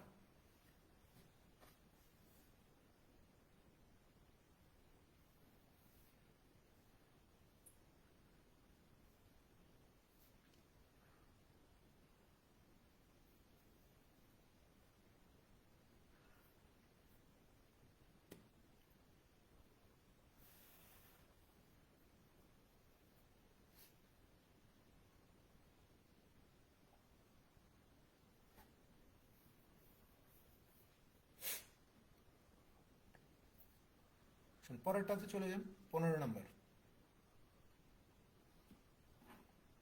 দেখেন এটা প্রথমে আগে বিস্তারিতটা দেখাই, ঠিক আছে, বিভিন্ন বই টই বা বিভিন্ন মানুষজন যেভাবে সলভ করে, তারপরে আমরা এটার একটা সুন্দর একটা 30 সেকেন্ডের একটা সমাধান দেখব। ঠিক আছে, এখানে বলা হচ্ছে যে if 3 sides of a triangle are 6 centimetre 8 centimetre and 10 centimetre, বলতেছে যে একটা ত্রিভুজের 3টা বাহুর দৈর্ঘ্য দেওয়া আছে 6 8 10 centimetre, then the altitude of the triangle using the largest sides as its base while will be হবে এখানে। ঠিক আছে, উইল বি বলতেছে যে এই যে ত্রিভুজের 3টা বাহুর দৈর্ঘ্য দেওয়া আছে আপনার 6 সেন্টিমিটার 8 সেন্টিমিটার আর 10 সেন্টিমিটার, সো এই 3টা বাহুর মধ্যে সবচেয়ে বড় বাহুকে বেজ ধরে সেই বেজের উপরে যদি আপনি একটা মানে অ্যালটিটিউড অর্থাৎ একটা লম্ব দাগান, তাহলে আপনার সেই অ্যালটিটিউডের আপনার মানে দৈর্ঘ্যটা কত হবে এটা জিজ্ঞাসা করছে। Then the altitude of the triangle, অর্থাৎ ওইটার দৈর্ঘ্যটা কত এটা জিজ্ঞাসা করছে। ঠিক আছে, তাহলে খেয়াল করেন মানে উচ্চতাটা কত, অ্যালটিটিউড মানে উচ্চতা। মূল কথা হচ্ছে এখানে 6 8 10 এই ট্রিপলেট দেখেই বোঝা যাচ্ছে যে ভাই এটা একটা রাইট অ্যাঙ্গেল ট্রায়াঙ্গেল হবে। ঠিক আছে, তাহলে রাইট অ্যাঙ্গেল ট্রায়াঙ্গেল হলে আমরা যদি বলি যে এইটা 6 এইটা 8 আর সবচেয়ে বড় বাহু হচ্ছে এইটা 10, তো বলতেছে যে এইটার উপরে অর্থাৎ এই যে 10 সেন্টিমিটার এই বাহুটাকে বেস ধরে যদি আমি একটা উচ্চতা আঁকাই, এই ত্রিভুজের একটা উচ্চতা আঁকাই, তাহলে এই উচ্চতাটা কত সেটা বের করতে হবে, এই উচ্চতাটা কত।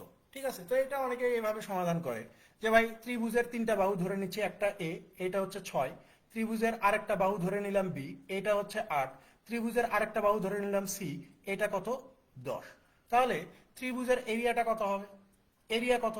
তাহলে আপনি বলবেন যে ভাই যেহেতু 3টা বাহু দেওয়া আছে তাহলে এখানে আগে এটার মানে ইয়েটা বের করা লাগবে, সেমি পেরিমিটার। ঠিক আছে, সেমি পেরিমিটার বা অর্ধ পরিসীমা বের করতে হবে। তো ত্রিভুজের অর্ধ পরিসীমা কিভাবে বের করে, ত্রিভুজের অর্ধ পরিসীমা কিভাবে বের করে, এই যে 3টা বাহু এ বি সি এই 3টার যোগফলকে জাস্ট 2 দিয়ে ভাগ করে দিতে হয়।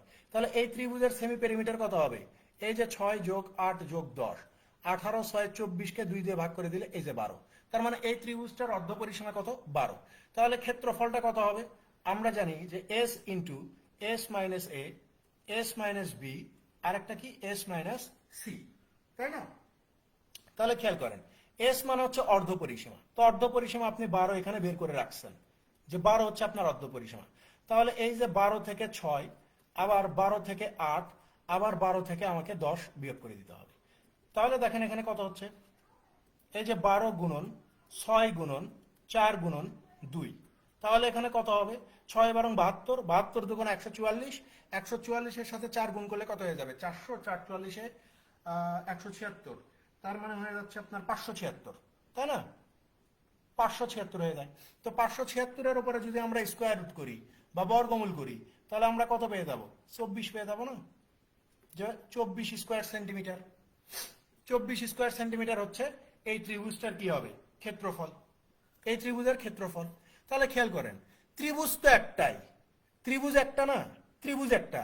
তাহলে এই ত্রিভুজের ক্ষেত্রফল যদি আমার 24 স্কোয়ার সেন্টিমিটার হয়, আমরা ত্রিভুজের নর্মাল যেটা ব্যবহার করি, যে ক্ষেত্রফল কত, half into base into height, এটাও তো ত্রিভুজের ক্ষেত্রফল বের করার সূত্র, আমরা ম্যাক্সিমাম সময় এটা ব্যবহার করি। তাহলে এরিয়া সমান সমান কত হবে? ত্রিভুজ যেহেতু একটা, তার মানে এরিয়া বের হয়েছে কত? 24। তাহলে এই যে 24 লেখেন। এখন খেয়াল করেন, এই যে হাফ ইন্টু বেস কত ধরতে বলতেছে? সবচেয়ে বড় বাহু, তো সবচেয়ে বড় বাহু কত? 10। আপনার উচ্চতা বের করা লাগবে, তাহলে এইচ কত আমরা জানি না। তাহলে খেয়াল করে দেখেন, তাহলে এইচ সমান সমান কত হবে? আপনি বলবেন যে ভাই 24 গুণন হচ্ছে 2, আর নিচে কত? 10। তাহলে এই যে 24 দুগুণ 48-কে জাস্ট 10 দিয়ে ভাগ করে দিলেই আমরা এই ত্রিভুজটার উচ্চতা কত সেটা আমরা পেয়ে যাব, যে 4.8। ঠিক আছে? ত্রিভুজের উচ্চতা কত হবে? 4.8 মিটার বা সেন্টিমিটার, তা দেওয়া আছে। বোঝা গেছে? এটা হচ্ছে বিভিন্ন বই করে দেওয়া আছে, বা আমরা ওইভাবে নর্মালি করি। এখন কথা হচ্ছে যে এটা আরো ইজিলি করা যায়, আরো ইজিলি এটা আপনি করতে পারবেন। আপনি যখনই দেখবেন যে মানে পিথাগোরিয়ান ট্রিপলেট গুলো আপনার, আমি ধরে নিচ্ছি যে আপনারা বাংলাদেশ ব্যাংকে পরীক্ষা দিবেন, এই কোর্সে ভর্তি হয়েছেন, তার মানে বাংলাদেশ ব্যাংকে পরীক্ষা দিবেন, আপনারা এগুলো জানেন। পিথাগোরিয়ান ট্রিপলেট 6 8 10 3 4 5, এগুলো আপনারা জানেন খুব ভালোভাবে। তো এগুলা যদি জানেন, এই 6 8 10 দেখা মাত্র আপনি বুঝতে পারবেন যে এটা হচ্ছে একটা রাইট অ্যাঙ্গেল ট্রায়াঙ্গেল। ঠিক আছে? আর সমকোণী ত্রিভুজ, সমকোণী ত্রিভুজ, তাই না? তো সমকোণী ত্রিভুজের এরিয়া কিভাবে বের করে? আপনি বলবেন যে ওই যে যেটা আমরা বের করছি, half into base into height. ঠিক আছে? তাহলে আমরা এই যে হাফ বেজ, অর্থাৎ এই যে এখানে আমরা যে চিত্রটা আগাইছি, যেখানে এটা 6 এটা 8, অর্থাৎ আমার বেজ কত? 8, আর উচ্চতা কত? এই যে 6, সমান সমান কত হবে?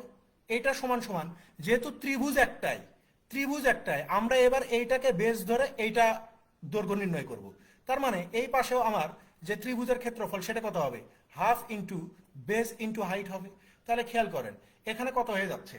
6 8 48, 48-কে 2 দিয়ে ভাগ করে দিলে কত হয়ে যায়? 24 হয়ে যায় না? 24 হয়ে যায়। 24 সমান সমান এই যে হাফ ইন্টু বেস কত? সবচেয়ে বড় বাহুটা 10, তাহলে 10 ইন্টু হাইট। তাহলে খেয়াল করেন, এই যে 24 দুগুণ 48 ভাগ হচ্ছে 10 ইজ ইকুয়াল টু এইচ। তাহলে এইচ এর মান কত? এই যে 4.8। ঠিক আছে? মূল কথা এখানে একটা ত্রিভুজ নিয়ে আলোচনা হচ্ছে। তাহলে একটা ত্রিভুজের ক্ষেত্রফল প্রথমেও যা পরেও তা 3 4 বার পরে করলেও ওই সেটাই হবে, অর্থাৎ 24 হবে। বোঝা গেছে? এটা হচ্ছে সবচেয়ে সহজ, এটা হচ্ছে সবচেয়ে সহজ। ওইভাবে করতে পারেন, প্রথমটার মতো করতে পারেন, এটা আপনার ইচ্ছা।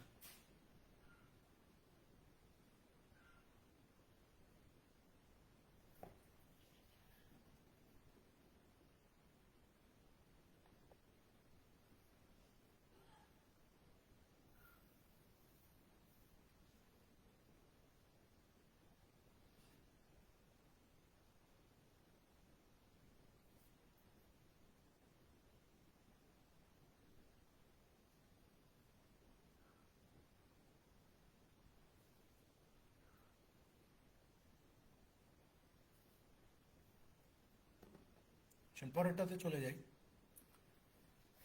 একটা মিনিট, একটু ফ্যান দেখ।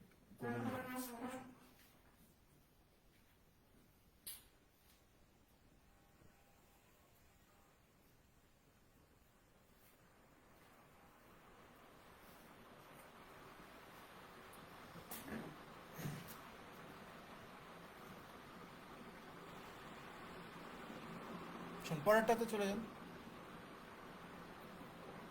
দেখেন 16তে কি বলা হচ্ছে যে to fill a tank 25 buckets of water are required. বলতেছে যে একটা ট্যাঙ্কি পূর্ণ করতে 25 বালতি পানির দরকার। How many buckets of water will required to fill the same tank if the capacity of the bucket is reduce to 2/5 of its present capacity. বলতেছে যে যদি বালতির ধারণ ক্ষমতাকে বর্তমান ধারণ ক্ষমতার 2/5 করা হয়, তাহলে ওই একই ট্যাঙ্কি ভর্তি করতে কত বালতি পানির দরকার, কথা বুঝতে হবে। ঠিক আছে, এগুলা 10 সেকেন্ডের ম্যাথ, জাস্ট আপনি যদি বুঝতে পারেন। বলতেছে যে একটা ট্যাঙ্কি পূর্ণ করতে 25 বালতি পানি লাগবে। তো বলা হচ্ছে যে বালতির ধারণ ক্ষমতাকে যদি বর্তমান ধারণ ক্ষমতার 2/5 করা হয়, তাহলে ওই ট্যাঙ্কিটা পূর্ণ করতে এখন কত বালতি পানি লাগবে। এখানে এই যে বর্তমান ধারণ ক্ষমতার 2/5 করা হয়, এই ফ্র্যাকশনটাকে আপনাকে আগে বুঝতে হবে। এখানে 2/5 মানে কি? 2/5 মানে হচ্ছে ওই যে আমি বলে দিছি যে যার সাথে অফ প্রিপোজিশন যুক্ত থাকবে ভগ্নাংশে তার অবস্থান হবে নিচে।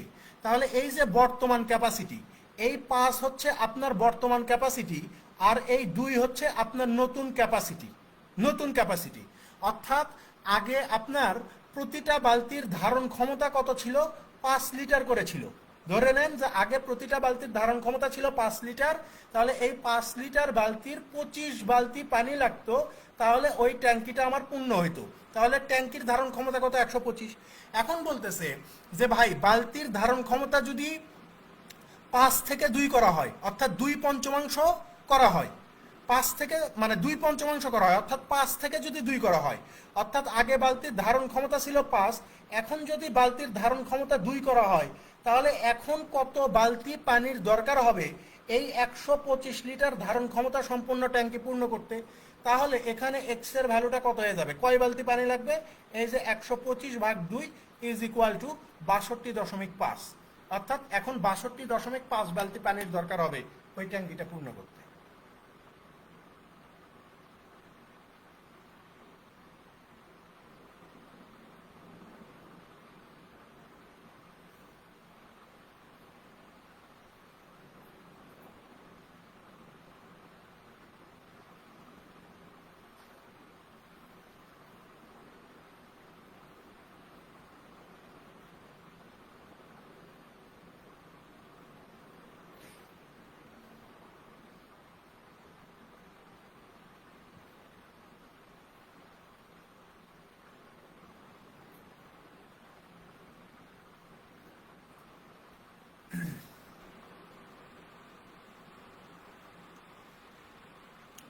বলতেছে যে আপনার কাছে ধরে নেন যে একটা বালতি আছে, আপনার কাছে একটা বালতি আছে, সেই বালতির ধারণ ক্ষমতা কত আমাদের জানা নাই, কিন্তু আপনার কাছে যেই বালতিটা আছে সেই বালতির 25 বালতি হলে আপনি একটা ট্যাঙ্কি পূর্ণ করতে পারবেন। তো এখানে পরবর্তীতে ওই বালতির ধারণ ক্ষমতার কথাও বলতেছে যে বালতির ধারণ ক্ষমতা আগে যা ছিল এখন ধারণ ক্ষমতা 2/5 কমানো হয়েছে। 2/5 কমানো হয়েছে।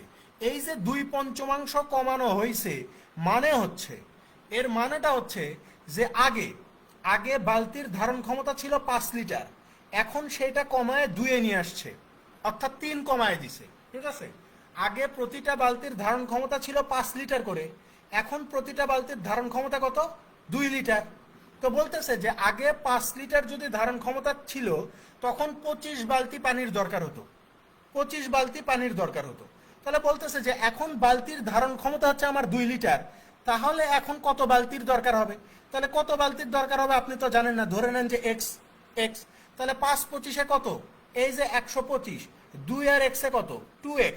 তাহলে আপনি ধরে নিয়েছেন যে এখন বালতির ধারণ ক্ষমতা 2 লিটার, আর আমার বালতির দরকার হচ্ছে এক্সটা। তাহলে এই এক্স এর ভ্যালুটা কত হবে? 2 দিয়ে 125কে ভাগ করে দিলে কত হয়? 62.5 হয়ে যায় না? মানে বালতির ধারণ ক্ষমতা যদি কমে যায় তাহলে বালতির সংখ্যা বেশি লাগবে, সেটাই লাগছে 62.5। এটা বলা চলে যে ঐকিক নিয়মের অঙ্কের মতো আর কি। ঠিক আছে,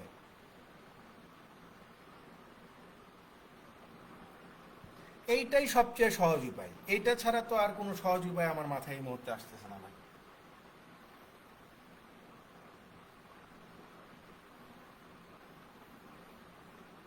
এইটাই সবচেয়ে ইজিয়েস্ট ওয়ে। বালতির যে ধারণ ক্ষমতা সেটা কমে গেছে, আগে 5 ছিল এখন 2 হয়ে গেছে, ঠিক আছে। প্রশ্নে সেটা লেখা আছে যে if the capacity of the bucket is reduced to, মানে আগে 5 ছিল এখন 2 হয়ে গেছে, 2 করে দিছে, বুঝতে পারছেন।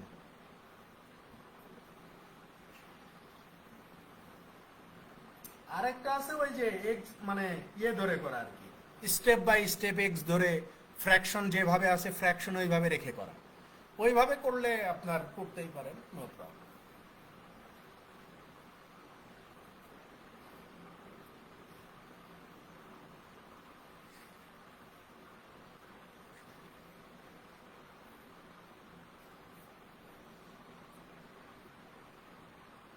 কালকে বার্সেলোনা জিতছে নাকি? কালকে যে খেলা হইলো বার্সেলোনা আর বায়ার্ন মিউনিখের, কি খবর সেই খেলার? আমি দেখিই নাই যে কি অবস্থা। বার্সেলোনার আসলে আগের মতো সময় নাই তো, এই জন্যে। হ্যাঁ,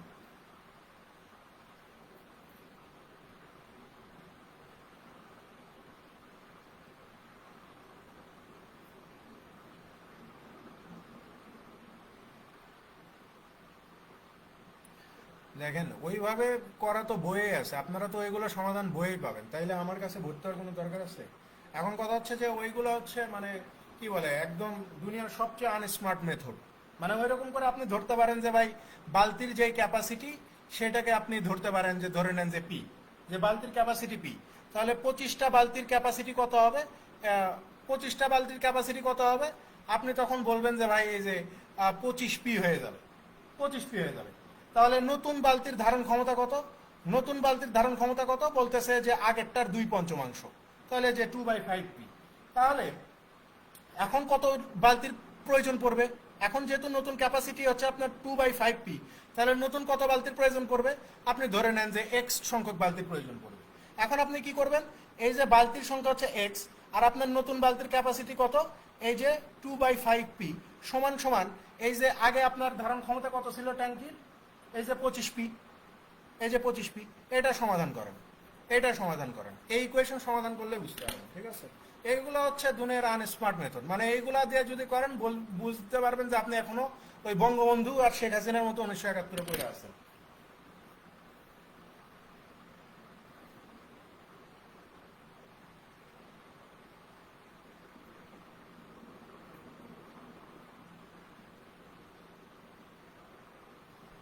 বলেন কি, 4টা গোল দিছে বায়ার্ন মিউনিখকে, ওরে বাপরে।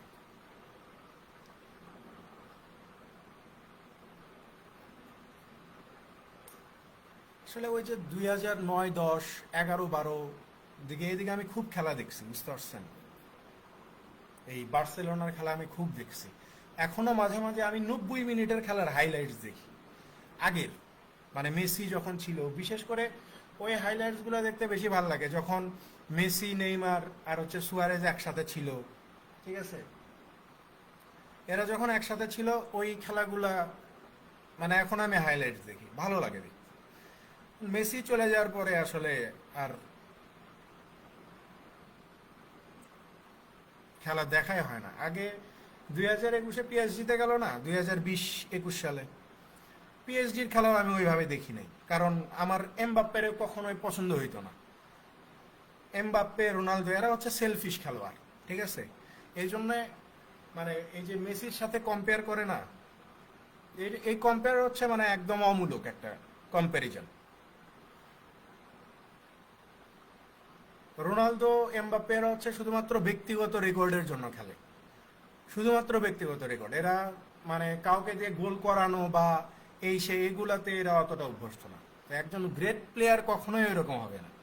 সো মেসি সেই দিক থেকে কিন্তু মানে বলা চলে যে একদম গ্রেটেরও গ্রেট, গ্রেটেস্ট বলা চলে।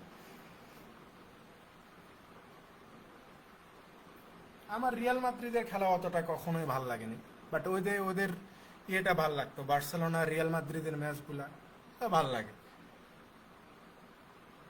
এখন কোনো খেলাই দেখি না, সর্বোচ্চ হাইলাইটস দেখি বা রেজাল্ট পরবর্তীতে যদি দেখি তাহলে।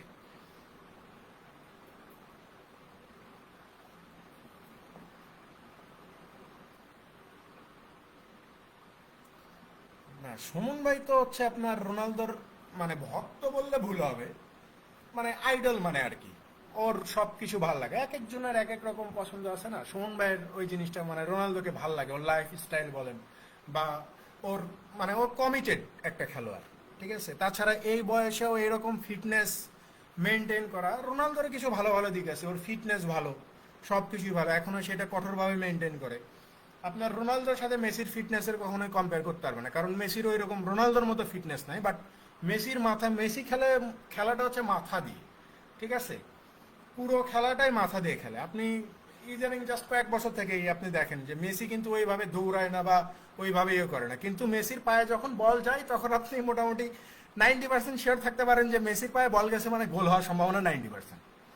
মানে বল পর পর ওই 30-40 সেকেন্ডের মধ্যে আপনার মানে বিপক্ষ দলকে শেষ করে দিতে পারবে, ঠিক আছে। মানে পুরো খেলাটাই মাথা দিয়ে খেলে। মেসির ফিটনেস আগেও যে এরকম খুব ভালো ছিল, মানে রোনালদোর মতো এরকম না ওর কিছু, ঠিক আছে। তো সোম ভাই ওই জিনিসটাকে খুব বেশি মানে ভক্ত বা পছন্দ করে, যে কমিটেড ওর ওই ফিটনেসটা নিয়ে।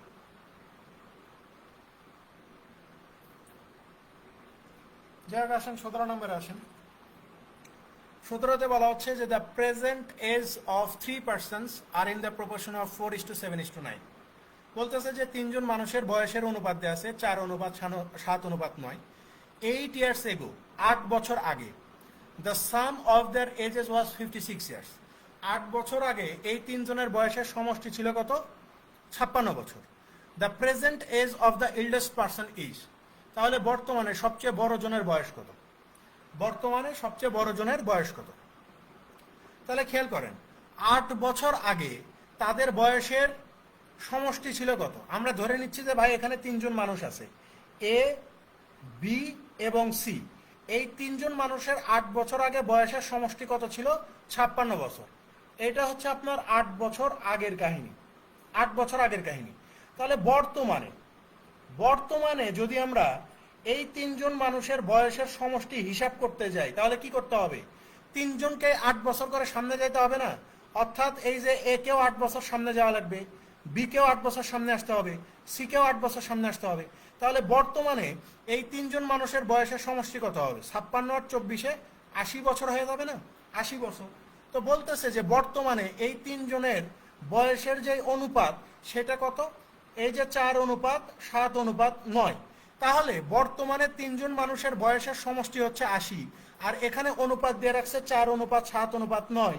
তাহলে এই তিনজনের বয়সের অনুপাতের সমষ্টিটা কত? তাহলে আপনি বলবেন যে 9, 7, 16, 4, 20। অর্থাৎ এখানে অনুপাতের সমষ্টি যেটা 20, প্রশ্ন অনুযায়ী সেটা কত? 80। তাহলে 20 পার্ট 80 হলে 1 পার্ট কত হবে? 4 হবে। জিজ্ঞাসা করছে যে সবচেয়ে বড় জনের বয়স কত? সবচেয়ে বড় জনের বয়স হচ্ছে 9। তাহলে এই 9-এর মান কত? 4 নং 36 বছর। তাহলে সবচেয়ে বড় জনের বয়স কত হবে? 36 বছর হবে।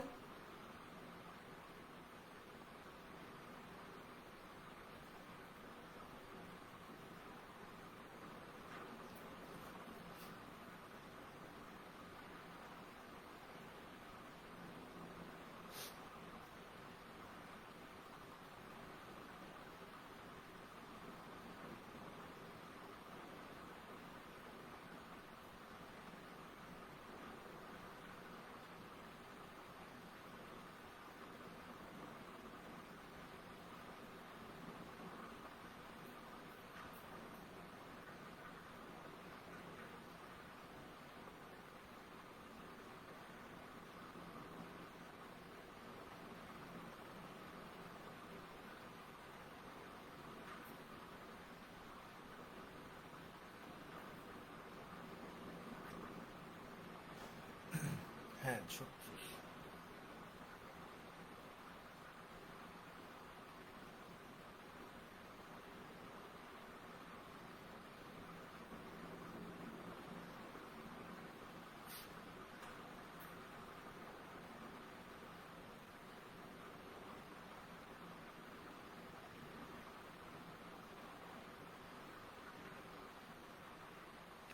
দেখেন পরেরটাতে চলে যাই,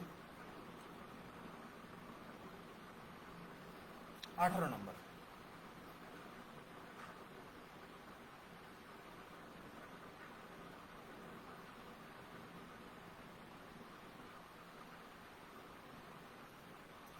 এখানে 18 নম্বরে কি বলা হচ্ছে যে 3 boys agree to divide a bag of marbles in the following manner.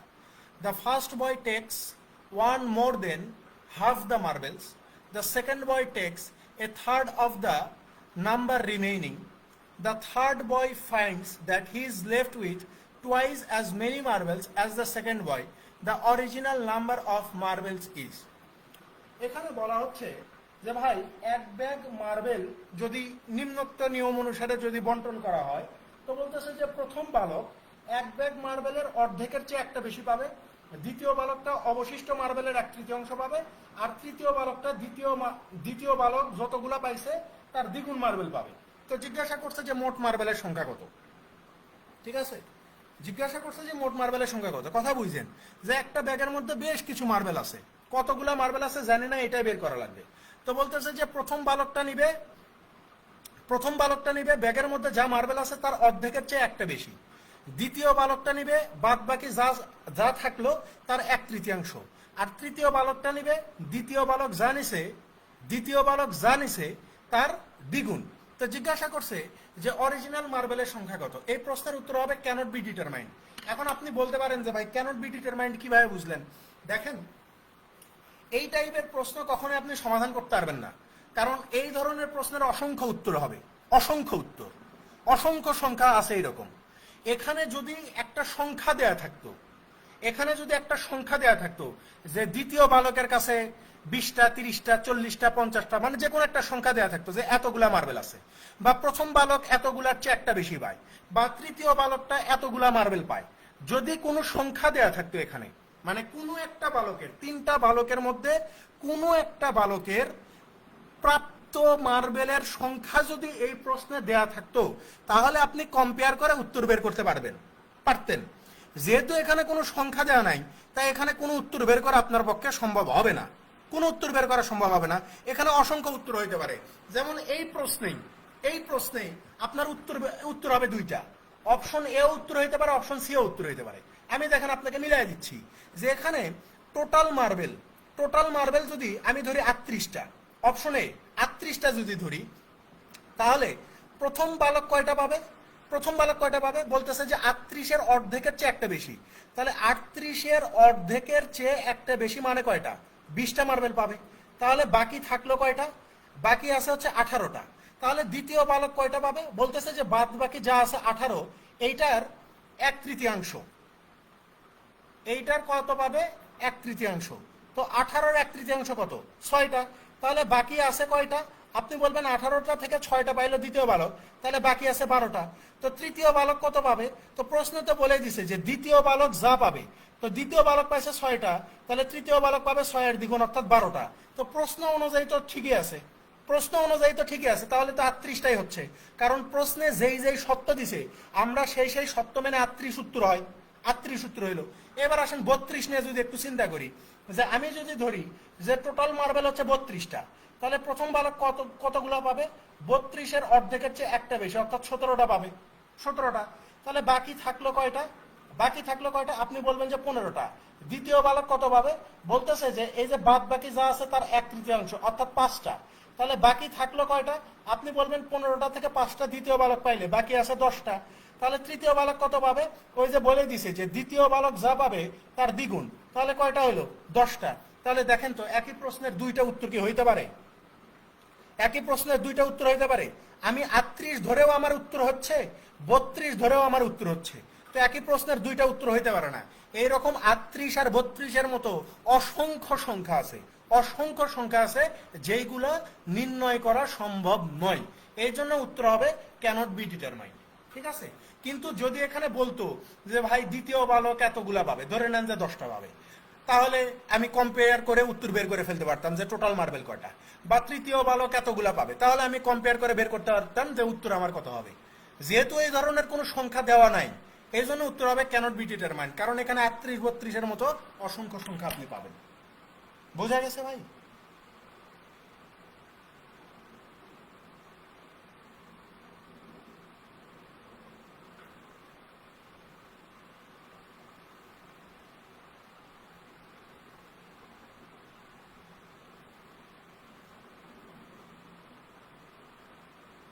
এটাও ইন্ডিয়ানদের ম্যাথ, ঠিক আছে, এটা ইন্ডিয়ার পরীক্ষায় আসছিল।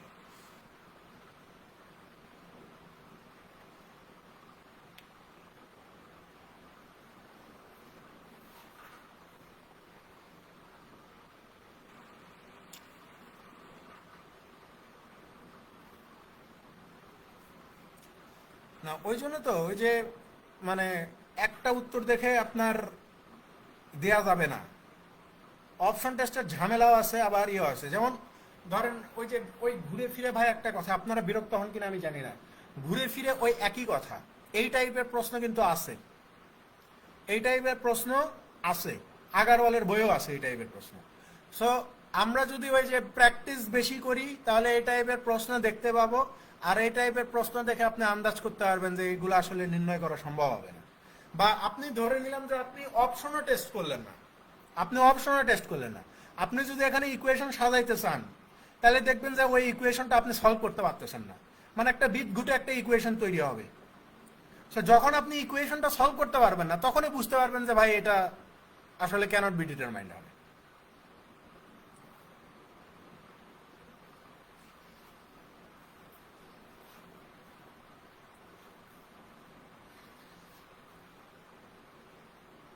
আসেন 19 নম্বরে চলে যাই।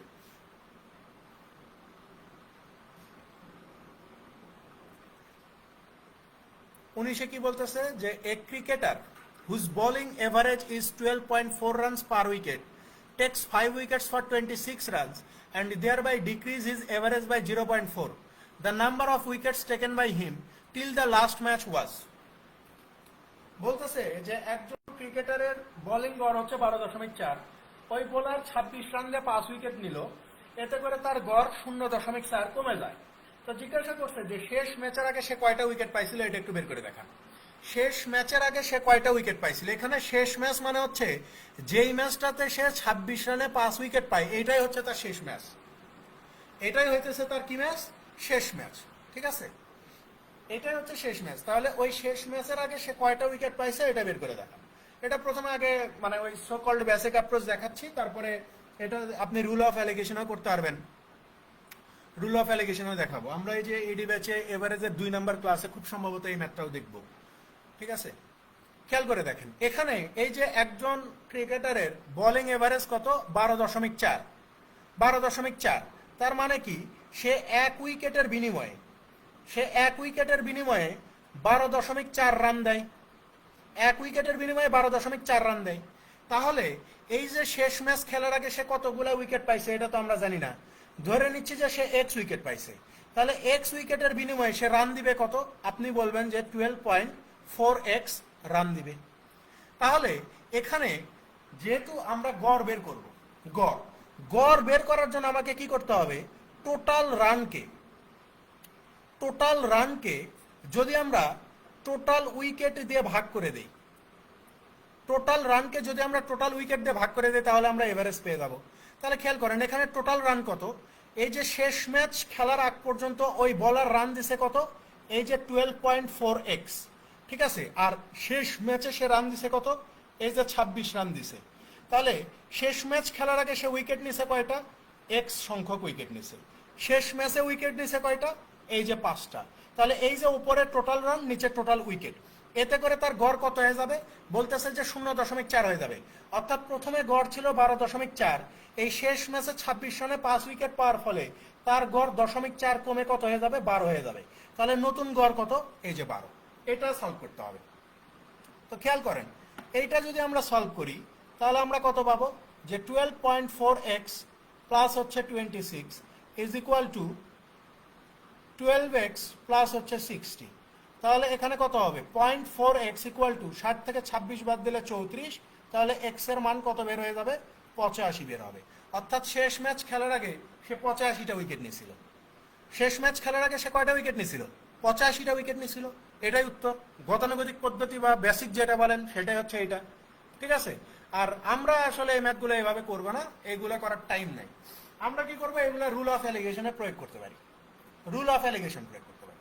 রুল অফ অ্যালিগেশন আপনাকে জাস্ট একটা কাজ করতে হবে, সেটা হচ্ছে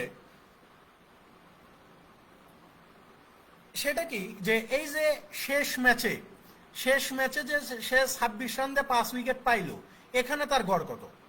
তাহলে 5 দিয়ে যা 26কে ভাগ করে দিলে আমরা পেয়ে যাব 5.2, তাই না? অর্থাৎ শেষ ম্যাচে সে যে 26 রানে 5 উইকেট পাইছে, সেই বোলিং এভারেজটা যদি হিসাব করি তাহলে আমরা কত পাবো? 5.2, অর্থাৎ 1 উইকেটের বিনিময়ে সে 5.2 রান দিছে। তাহলে খেয়াল করেন, যখন আমার বোলিং এর এভারেজ 12.4, তখন আমার উইকেট কয়টা? ধরে নিচ্ছি যে x সংখ্যক।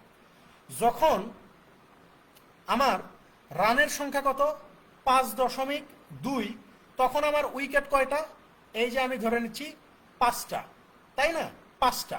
তাহলে এই যে বলতেছে যে শেষ ম্যাচে আপনি যখন 5 উইকেট পেয়ে গেলেন, তখন আপনার গড় 0.4 কমে যাবে। তাহলে 12.4 থেকে গড় 0.4 কমে গেলে নতুন গড় কত? এই যে 12, অর্থাৎ আপনার মিন ভ্যালু কত? 12। তাহলে এটা ক্যালকুলেশন করেন। তাহলে এখানে হবে 0.4, এখানে হবে 0.4, আর এখানে কত হয়ে যাবে?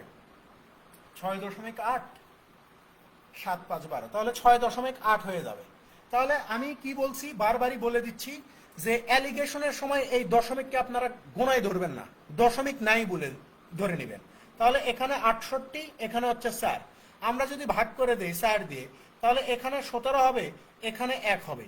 এখানে যে অনুপাতটা বেরোইছে, এই 1 দিয়ে বুঝাচ্ছে মূলত এই যে এই 5 উইকেটকে, আর এই 17 দিয়ে তাহলে কত বুঝাবে? তাহলে আপনি বলবেন যে এই 1 যদি 5 গুণ হয়ে যদি 5 হয়, তাহলে এই 17 আমার 5 গুণ হয়ে কত হয়ে যাবে? এই যে 85 হবে। অর্থাৎ এখানে আমরা যে উইকেটের অনুপাত ধরছিলাম যে x অনুপাত 5, এইটা সমান সমান কত হবে? এই যে এই অনুপাতটা, অর্থাৎ 17:1। তাহলে এই যে আমরা জানি যে প্রোডাক্ট অফ এক্সট্রিম, x এর সাথে 1 গুণ করলে x, আর হচ্ছে প্রোডাক্ট অফ মিন, এই 17 সাথে 5 গুণ করলে এই যে 5 17 85। অর্থাৎ শেষ ম্যাচ খেলার আগে সে উইকেট নিছিল কয়টা? 85টা।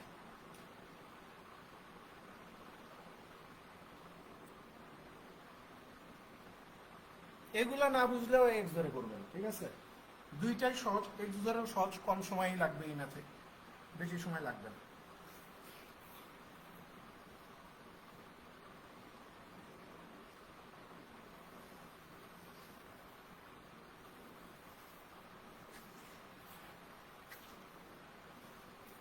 এই 2023 সালের এই প্রশ্নগুলো বাসায় বসে থেকে নিজে নিজে কমপক্ষে 3বার সলভ করবেন, কমপক্ষে 3বার। প্রত্যেকটা প্রশ্ন, এখানে যতগুলা প্রশ্ন সলভ করাবো, প্রত্যেকটা প্রশ্ন, প্রত্যেকটা ক্লাস, যতগুলা 23টা লেকচার থাকবে, 23টা লেকচারে প্রায় 500+ ম্যাথ থাকবে। এই 500+ ম্যাথ 3বার করে সলভ করবেন। আমি আপনাকে গ্যারান্টি দিয়ে বলতে পারি যে সামনের এডি পরীক্ষায় 20টা যদি ম্যাথের প্রশ্ন থাকে, আপনি 15টা চোখ বন্ধ করে পারবেন, চোখ বন্ধ করে। এবং আপনাকে ভাবতে হবে না যে আমি এটা কোন অ্যাপ্রোচ আমি প্রয়োগ করব, ঠিক আছে? কোন অ্যাপ্রোচ আমি লাগাবো, এই জিনিসগুলো ভাবতে হবে না। আপনার ব্রেন আপনাকে অটো বলে দিবে যে এখানে এটা করতে হবে, ঠিক আছে?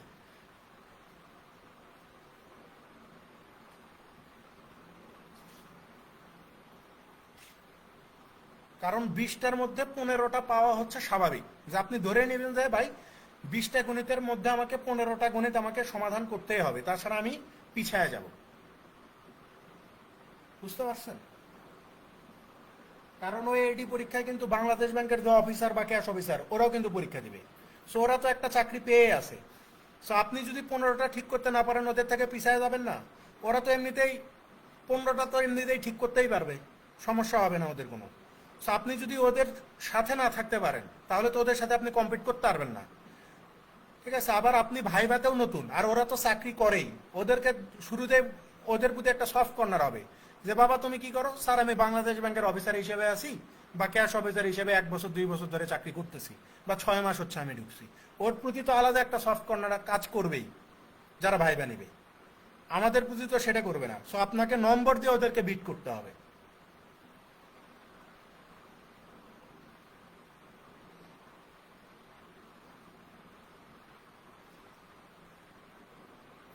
বিশ নম্বর আসেন।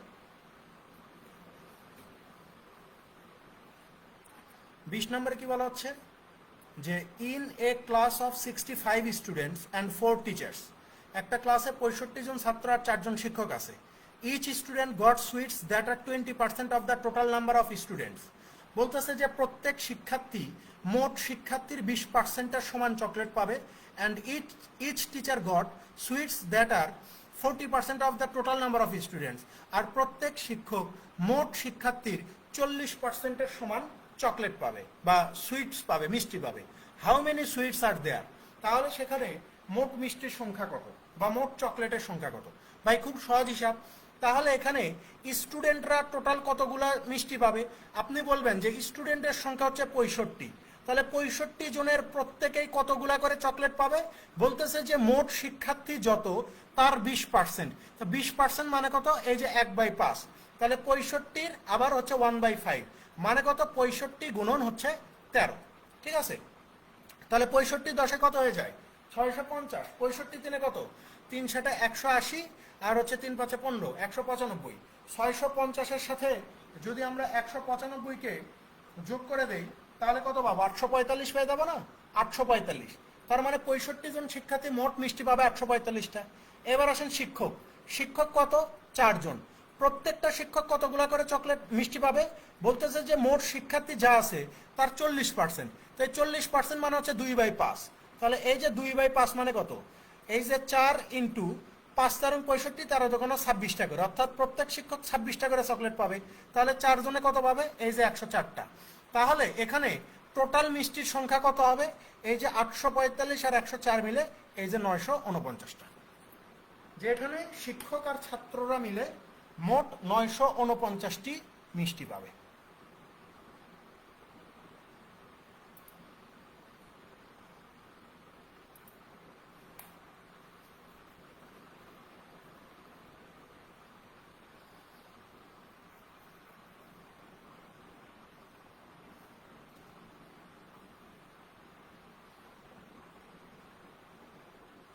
বোঝা গেছে ভাই? বুঝতে পারছেন?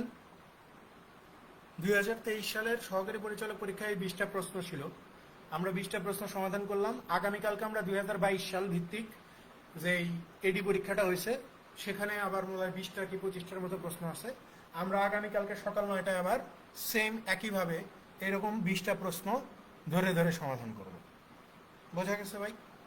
তো দেখা হবে ইনশাল্লাহ আগামী ক্লাসে। ভালো থাকবেন সবাই। আল্লাহ হাফেজ।